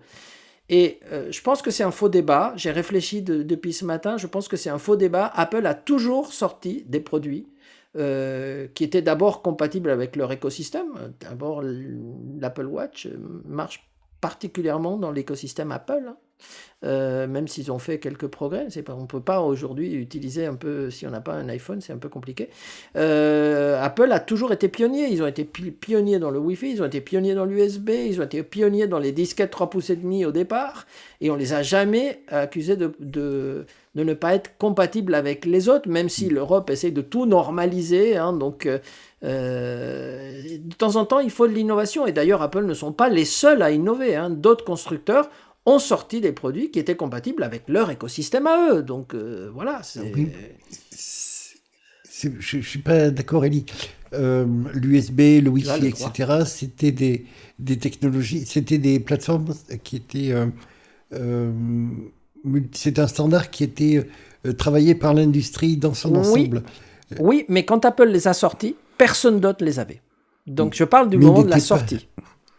Mais oui, on peut se baser sur n'importe quel standard. Apple est capable de faire un nouveau codec, et de toute façon, un codec, c'est quelque chose... Sony a un codec lossless qui marche que sur Sony. Ils ne sont pas les seuls, hein. D'ailleurs, il y a 2-3 codecs aujourd'hui qui fonctionnent sur des plateformes particulières, des codecs audio, hein. Tous les codecs audio ne sont pas totalement multiplateformes. Comme là, on parle d'un codec audio, Apple a le droit d'en avoir un, et les autres peuvent utiliser des API s'il y en a, ou ils peuvent l'intégrer si Apple le publie, quitte à prendre une licence. L'important, c'est qu'on fasse progresser la qualité. Après, la compatibilité arrive en niveau 2. Ils ne peuvent pas attendre que tous les fabricants de casques de la Terre se mettent d'accord dans un forum mondial sur un standard qui remplacerait le Bluetooth actuel. Ça existe, il y a des forums pour ça, mais on ne peut pas attendre indéfiniment. Je ne sais pas si Apple a peur de défriser les moustaches de Margaret Vestager. Je pense plutôt à quelque chose du côté des brevets et de négociations, éventuellement de patent troll. Ils ont été pas mal échautés de ce côté-là. Il y a peut-être des négociations du côté de brevets qui ont été pris antérieurement et pas forcément exploités. On verra, hein, tu as peut-être raison, mais il y a peut-être quelque chose plutôt de ce côté-là. Bon, on va rester sur les AirPods, mes amis, puisque iOS 16 détecte désormais les contrefaçons d'AirPods, mais sans bloquer leur utilisation pour autant. Vous découvrirez peut-être un message d'alerte si vous utilisez des écouteurs qui se font passer pour des AirPods. Un message d'alerte qui dira « Cannot verify AirPods », en tout cas c'est la version en américain. Ces écouteurs ne peuvent pas être vérifiés en tant qu'AirPods d'origine, mais l'appairage Bluetooth pourra quand même se faire, hein, n'est-ce pas ? Oui, ils ne peuvent pas bloquer complètement, sinon c'est là où ils risquent justement d'avoir un procès. Si c'est du Bluetooth. Oui, mais donc ça veut dire qu'ils se font passer pour des AirPods, mais de toute façon ne pourront pas être utilisés comme des AirPods avec le passage d'un appareil à l'autre automatique ou des choses comme ça. Donc ils vont s'appeler AirPods, mais ce sera que des écouteurs Bluetooth de base. Oui, parce qu'il y a le problématique des faux qui sont vendus comme du matériel Apple. Et qui ne l'est pas. Il y a eu une émission de complément d'enquête, je crois, qui soulignait ce problème sur le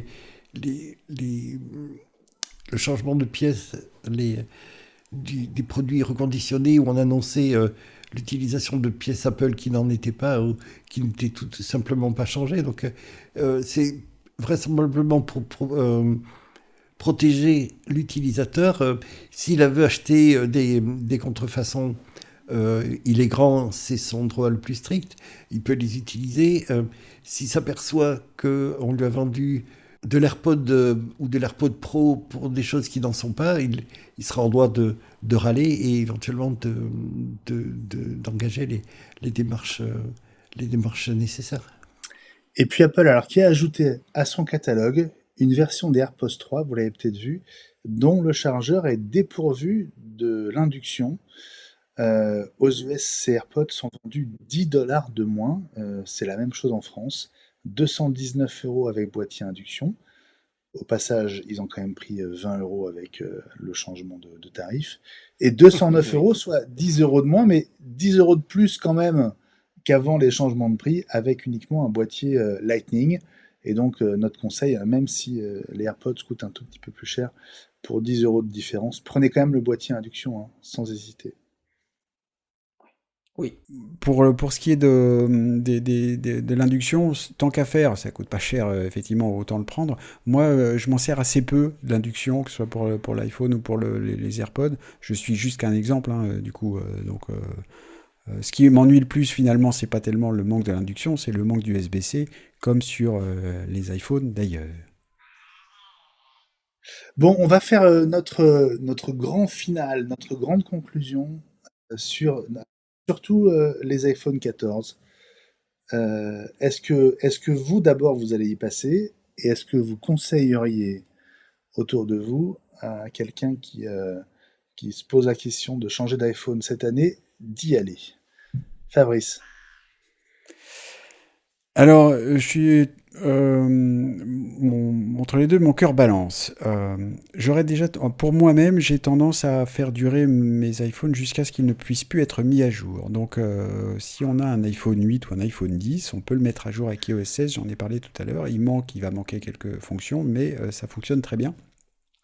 Et j'en profite pour souligner de nouveau les efforts quand même d'Apple sur la longévité de leurs appareils, notamment en termes de mise à jour et de sécurité. C'est pour ça que les mises à jour sont vraiment importantes. C'est d'abord pour la sécurité, pour moi, avant les nouvelles fonctions, même si les nouvelles fonctions sont intéressantes. Donc, pour dire quelque chose de très classique, si on a un iPhone 13, je ne pense pas qu'un iPhone 14 soit intéressant. Si on a un iPhone 12, probablement pas tellement non plus. Un peu avant, si on a envie, ça peut valoir le coup. Mais j'ai envie vraiment d'insister, tant que son iPhone, on peut le mettre à jour, un changement de batterie, ça fait beaucoup de bien et c'est bien, quoi. Ça fonctionne toujours bien. Et je rajoute ce que je viens de dire sur les boîtiers d'AirPods. Moi, j'attends quand même beaucoup le passage à l'USB-C ou ou peut-être à pas de connecteur du tout.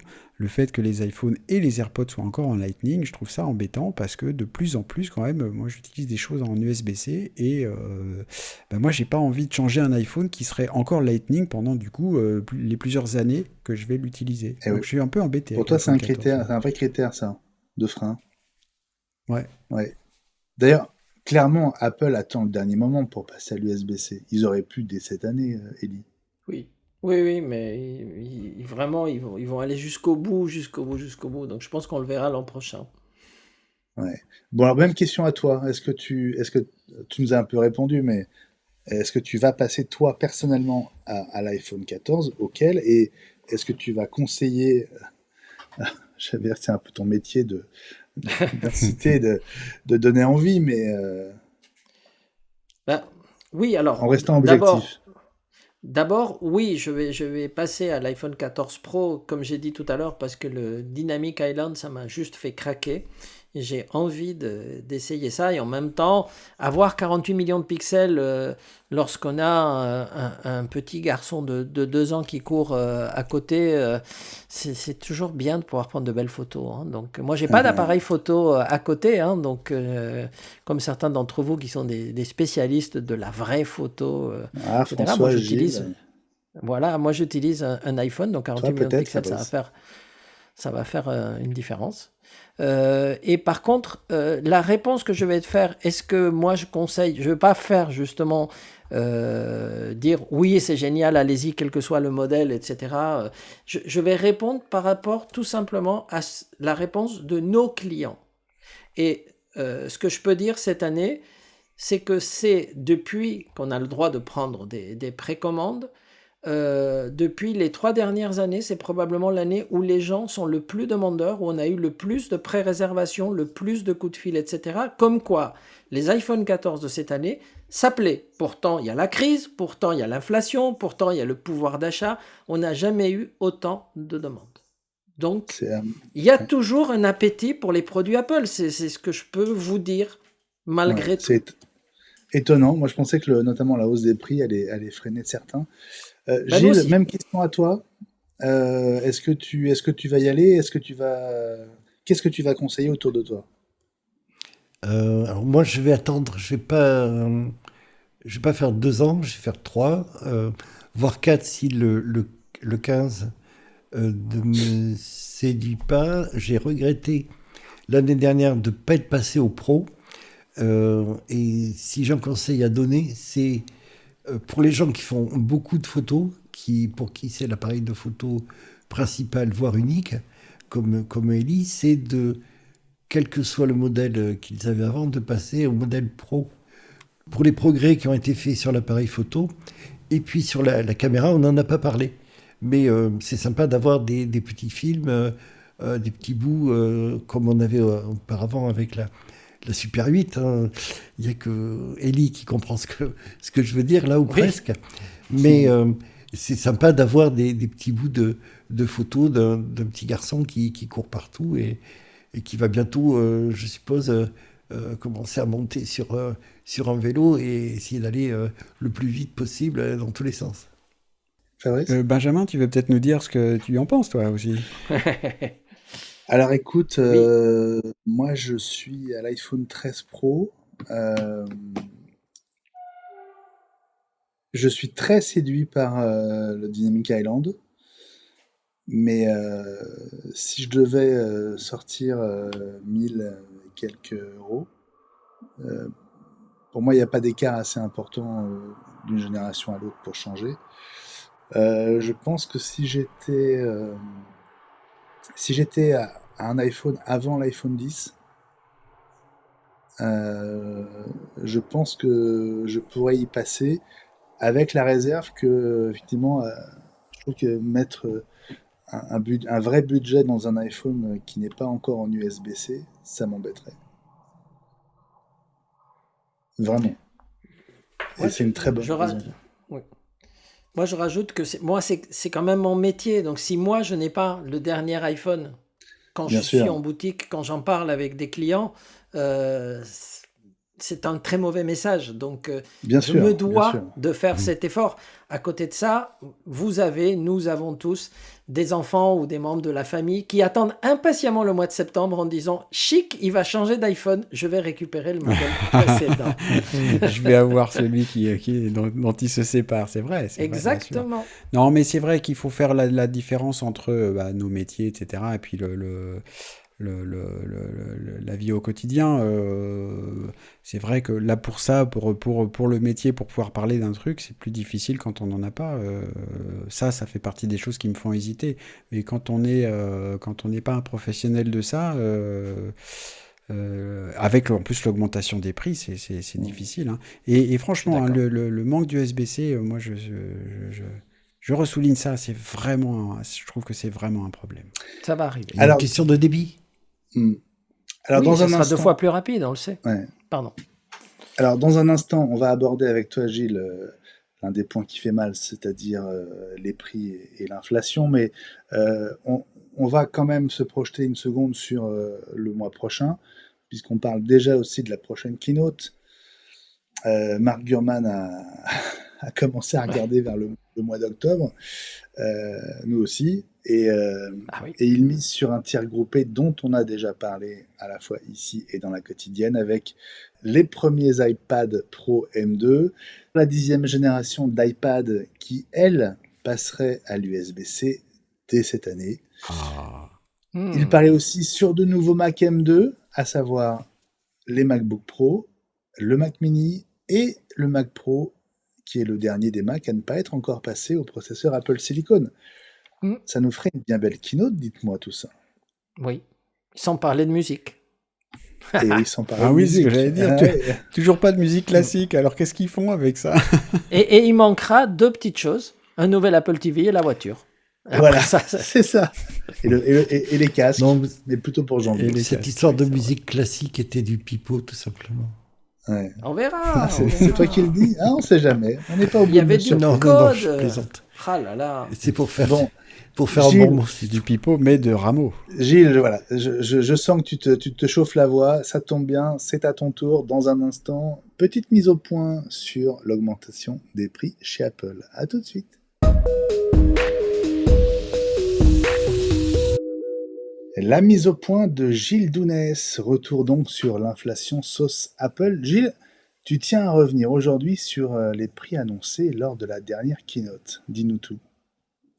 Oui, tout le monde s'attendait à tousser devant la douloureuse, comme disait mon grand-père, et ça n'a pas raté. Ce qui n'a pas raté non plus, ce sont les différents commentaires sur le mode Apple exagère. Or, Apple n'y est pour rien, et il s'est même montré tout à fait raisonnable. Voilà. Alors, je suis sûr qu'il y a plein de gens qui vont pas être d'accord avec toi. Apple raisonnable en matière de prix, je crois que ça mérite une petite explication, Gilles. C'est très simple. Il y a 2 facteurs qui se conjuguent. Le premier, c'est la TVA. Je crois qu'on a été les premiers sur Mac Plus à souligner au début 2000, au moment de l'introduction de l'euro, qu'il y avait une parité à peu près égale entre l'euro et le dollar. Du coup, les gens s'étonnaient du différentiel. Or, les prix, il faut répéter qu'ils sont donnés hors taxe aux États-Unis pour la bonne raison que la TVA varie d'un État à l'autre. Elle varie de 0% à 9,5%. Par exemple, en Californie, c'est plus de 8,6%. Et en Europe, Gilles? C'est un peu pareil, ça varie d'un pays à l'autre. Pour l'Europe de l'Ouest, c'est 20% pour le Royaume-Uni et la France, 19% pour l'Allemagne et 21% pour la Belgique. Dans certains pays, tu rajoutes la copie privée, un peu moins de 15 € pour un iPhone de moins de 1 Teraoctet de stockage. Et alors, c'est quoi le deuxième facteur, Gilles? Le taux de change, et on revient à l'euro. Depuis le lancement de l'iPhone 13, il a perdu environ 20% de sa valeur. Apple paie ses composants, sa fabrication et son transport en dollars. Et donc, pour entrer dans ses frais, elle devrait facturer 20% plus cher.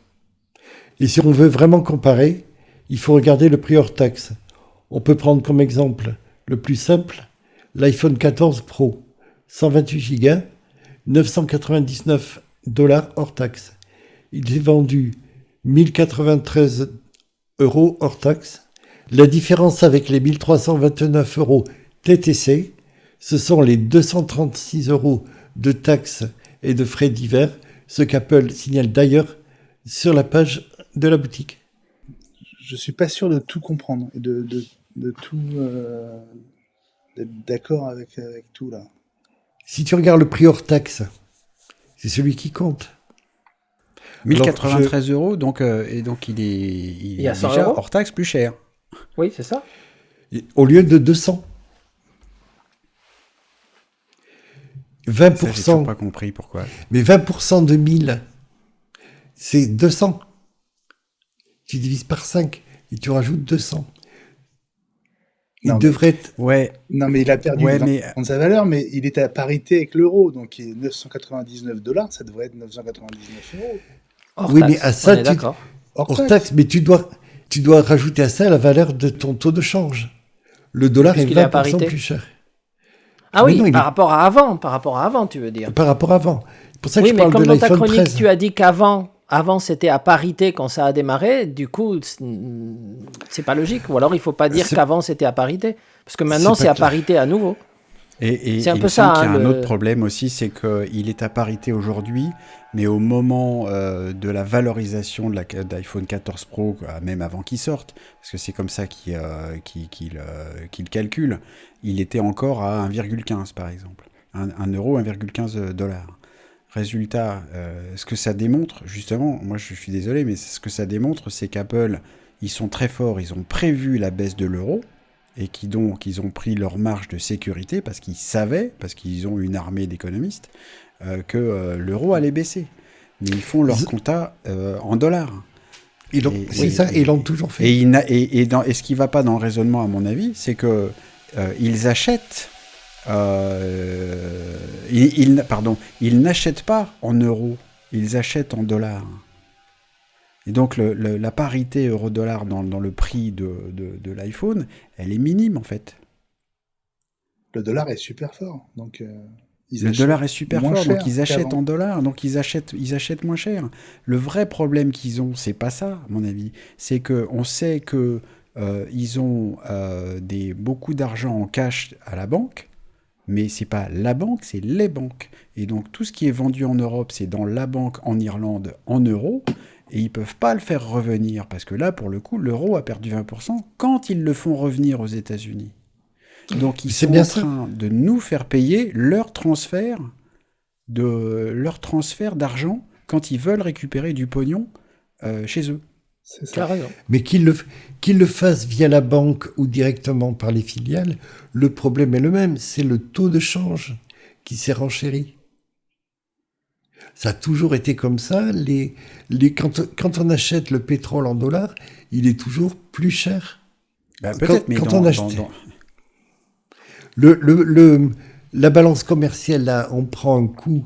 La balance des paiements, on prend un coup parce qu'on achète le pétrole en dollars et et l'euro a perdu 20% de sa valeur. Donc, le pétrole qu'on achète est 20% plus cher. Alors, je commence à comprendre le raisonnement de Gilles, c'est-à-dire que 20% de taxes plus 20% d'euros, au lieu de 1000 de change, ça devrait être 1400 C'est ça. euros. L'iPhone devrait être vendu 1400 euros pour faire la différence. C'est ça. TTC. Et donc, TTC. TTC. Mais donc, il faut que je expliquer l'ex- ça comme ça. Il faut que je l'explique davantage. Il faudrait que je ai deux facteurs qui se combinent. Enfin, attends, parce qu'on peut aussi dire que jusqu'à il n'y a pas très longtemps, quand l'euro avait plus de valeur que le dollar, l'iPhone à 999 $ hors taxe, il aurait dû être en France à 900 € hors taxe. Donc le TTC en France aurait dû être à peine supérieur au hors taxe américain. Ce qui a été le cas pendant plusieurs années. Ouais, mais maintenant le TTC en France, il est très supérieur au hors taxe américain. Il est anormalement supérieur au hors taxe américain. Voilà. Ouais. Et moi je pense qu'effectivement, Apple veut surtout pas rogner sur ses marges. Et je continue de penser qu'ils nous font payer à nous l'effort qu'ils font sur le marché intérieur pour pas augmenter les prix de la même manière qu'ils l'ont fait en Chine. Mais non, parce que la différence entre le yuan et le dollar, le yuan a bougé par rapport au dollar beaucoup moins que l'euro par rapport au dollar. Mais non, en Chine, c'est une décision stratégique, Gilles. Même si le yuan avait perdu 30%, ils n'auraient pas augmenté les prix. Puis il y a un autre phénomène, juste pour mettre ça en perspective, c'est, regarde dans le logiciel. À un moment donné, les prix étaient à parité, mais c'était il y a longtemps. Regarde le prix d'une Creative Cloud. C'est pourtant immatériel, hein. On télécharge quelque chose qui a été développé. Pourquoi est-ce que c'est tellement plus cher? Mais vraiment, c'est impressionnant entre les États-Unis et la France, alors que c'est du logiciel. Parce qu'Adobe en profite, parce que le marché français continue à acheter à un prix qui est nettement supérieur. Et peut-être que quelqu'un un jour va ouvrir un compte aux États-Unis et l'acheter là-bas. Mais bon, ils profitent, toutes ces grandes sociétés profitent de l'effet de change. Tant que ça passe. C'est un argument en faveur de ce que dit Gilles. Ça. C'est parce que il surjoue, ça je suis d'accord, mais il surjoue le risque de change. Pour pouvoir ensuite, parce que toutes ces boîtes-là récupèrent des sous, les stockent en Europe, et ensuite, quand ils veulent les rapatrier aux États-Unis, non seulement ils ont des taxes, parce que tu rapatries de l'Europe aux États-Unis, et en plus, tu as le jeu du taux de change. Donc ils vont... Mais le truc, c'est que là où ça va pas, et que ça c'est en défaveur de Gilles à mon avis, c'est que ils font payer le taux de change qui est en défaveur de l'euro aujourd'hui, mais ils ont tout le temps d'attendre que l'euro remonte. Bien sûr. Donc, de toute façon, ils stockent des euros et ils le feront revenir quand l'euro sera retourné à 1,20 €, à 1,20 $. Donc, et dans tous les cas, ils prennent des marges de sécurité dont ils n'ont pas besoin. La discussion est vachement intéressante, mais parce que je pense que il faut pas perdre de vue que Apple, Adobe, les autres nous font payer très cher leur marge de sécurité de taux de change. Oui. Et Apple, plus que les autres, n'en a pas besoin parce qu'ils ont tout le temps pour stocker leurs euros en Irlande, le temps que l'euro remonte. Et dans les variables, évidemment, le prix des composants, comme le prix du pétrole, est à tenir en compte, mais pas tant que ça, puisque dans le cas d'une société de logiciels, Microsoft en plus d'Adobe, eux, ils n'ont pas de prix des composants. Hein. C'est totalement dématérialisé, et pourtant, effectivement, le risque de rapatriement joue et la prudence joue. Normalement, toutes ces sociétés-là calculent leurs achats sur 6 mois. Ils prennent un risque sur 6 mois. Pas sur un an, mais sur 6 mois. Oui, ils prennent une assurance par-dessus. Mais si on va par là dans le macro machin bidule, le risque est plus important en défaveur, tant qu'il y a ces tensions inflationnistes, le risque est plus important de décrochage de l'euro par rapport au dollar, parce que l'administration américaine a besoin de maîtriser l'inflation et de garder un dollar fort, parce que ça finance leur déficit. Chose que l'Union européenne, la Banque centrale, n'a pas à faire, parce que son fonctionnement n'est pas politique. La mission est juste de surveiller l'inflation. Tandis que les Américains ont absolument besoin de garder un dollar fort pour des taux d'intérêt hauts. C'est d'ailleurs pour ça qu'ils ont commencé à augmenter leurs taux 3 ou 6 mois avant les Européens, parce qu'ils avaient besoin de maintenir à flot leurs obligations et leurs déficits. Moi, je crois qu'il faudrait s'adresser au grand spécialiste mondial de la chose, qui est notre regretté Krasuki, qui aurait pu nous expliquer ça en 3 phrases.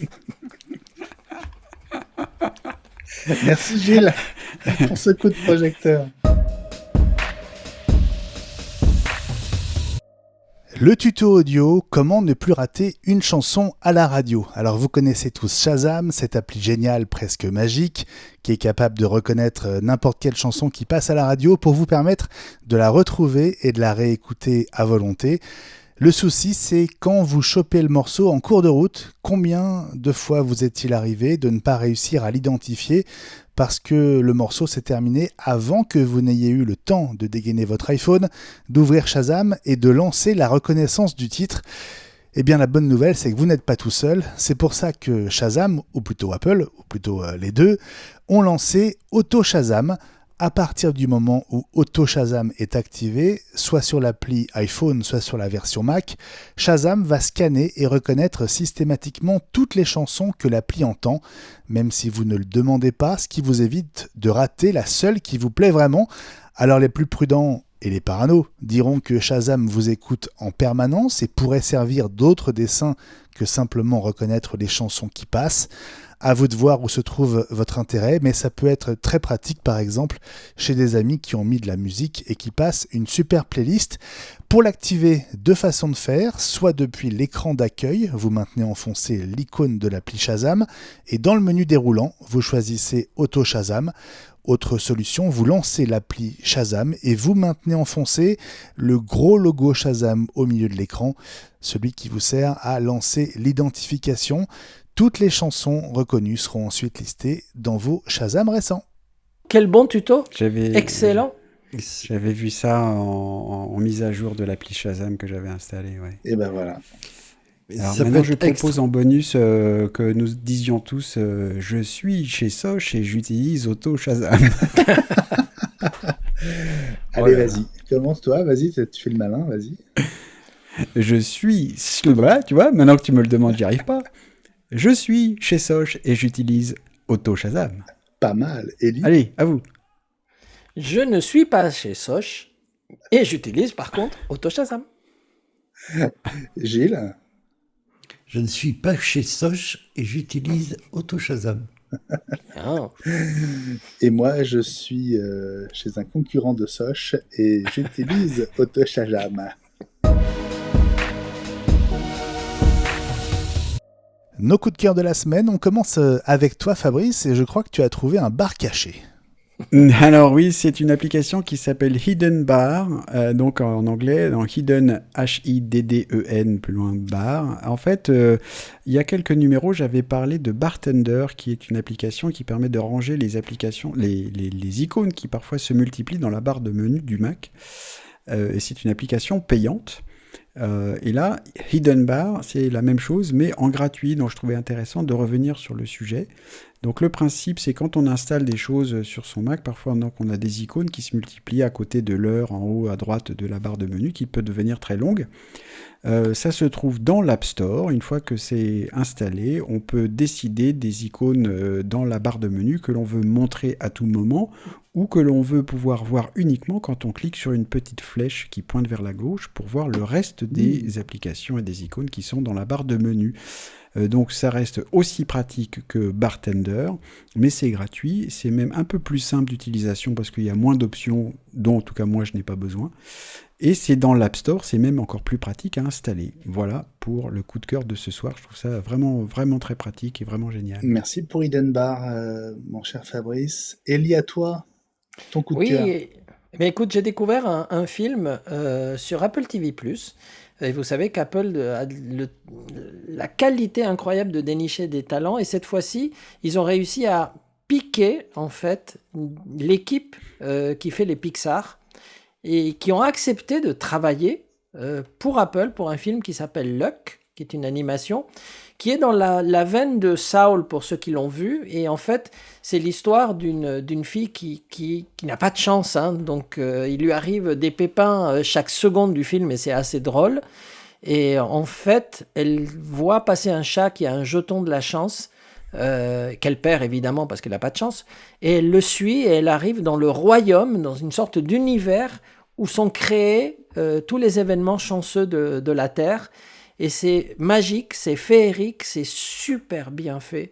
Et la patte de Pixar est là, en fait, hein, dans les personnages, dans les expressions, dans cet univers féerique.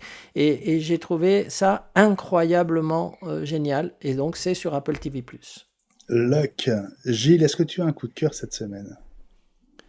Oui, je me suis aperçu que le deuxième film de Downton Abbey était en vente sur l'iTunes Store, et dans lequel on retrouve Maggie Smith. Alors, je ne spoil pas le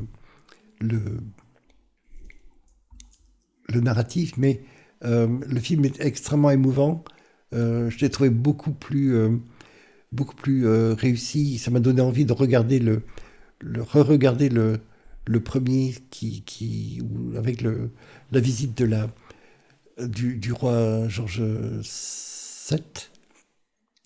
Là, il est extrêmement réussi, émouvant, et on retrouve la patte des 6 saisons de la série télé.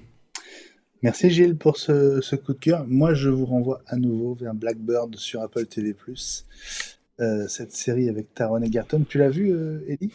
Pas encore. Elle fait partie de ma wishlist. J'ai pas le temps. C'est la folie, comme j'ai pas le temps. Bon, c'est 8 épisodes, hein, c'est pas très long. Voilà, c'est l'histoire étonnante de ce garçon qui se retrouve en prison et qui, pour échapper à 10 ans de prison, va essayer de faire parler un tueur en série supposé qui est sur le point de retrouver la liberté, faute de preuves. C'est vraiment très très chouette.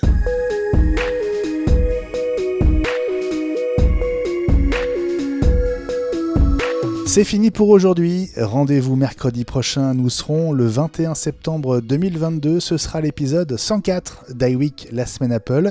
Les gammes iPhone 14 et Apple Watch presque au complet seront sortis d'ici là. Et on aura encore plein d'autres infos à partager avec vous, c'est sûr.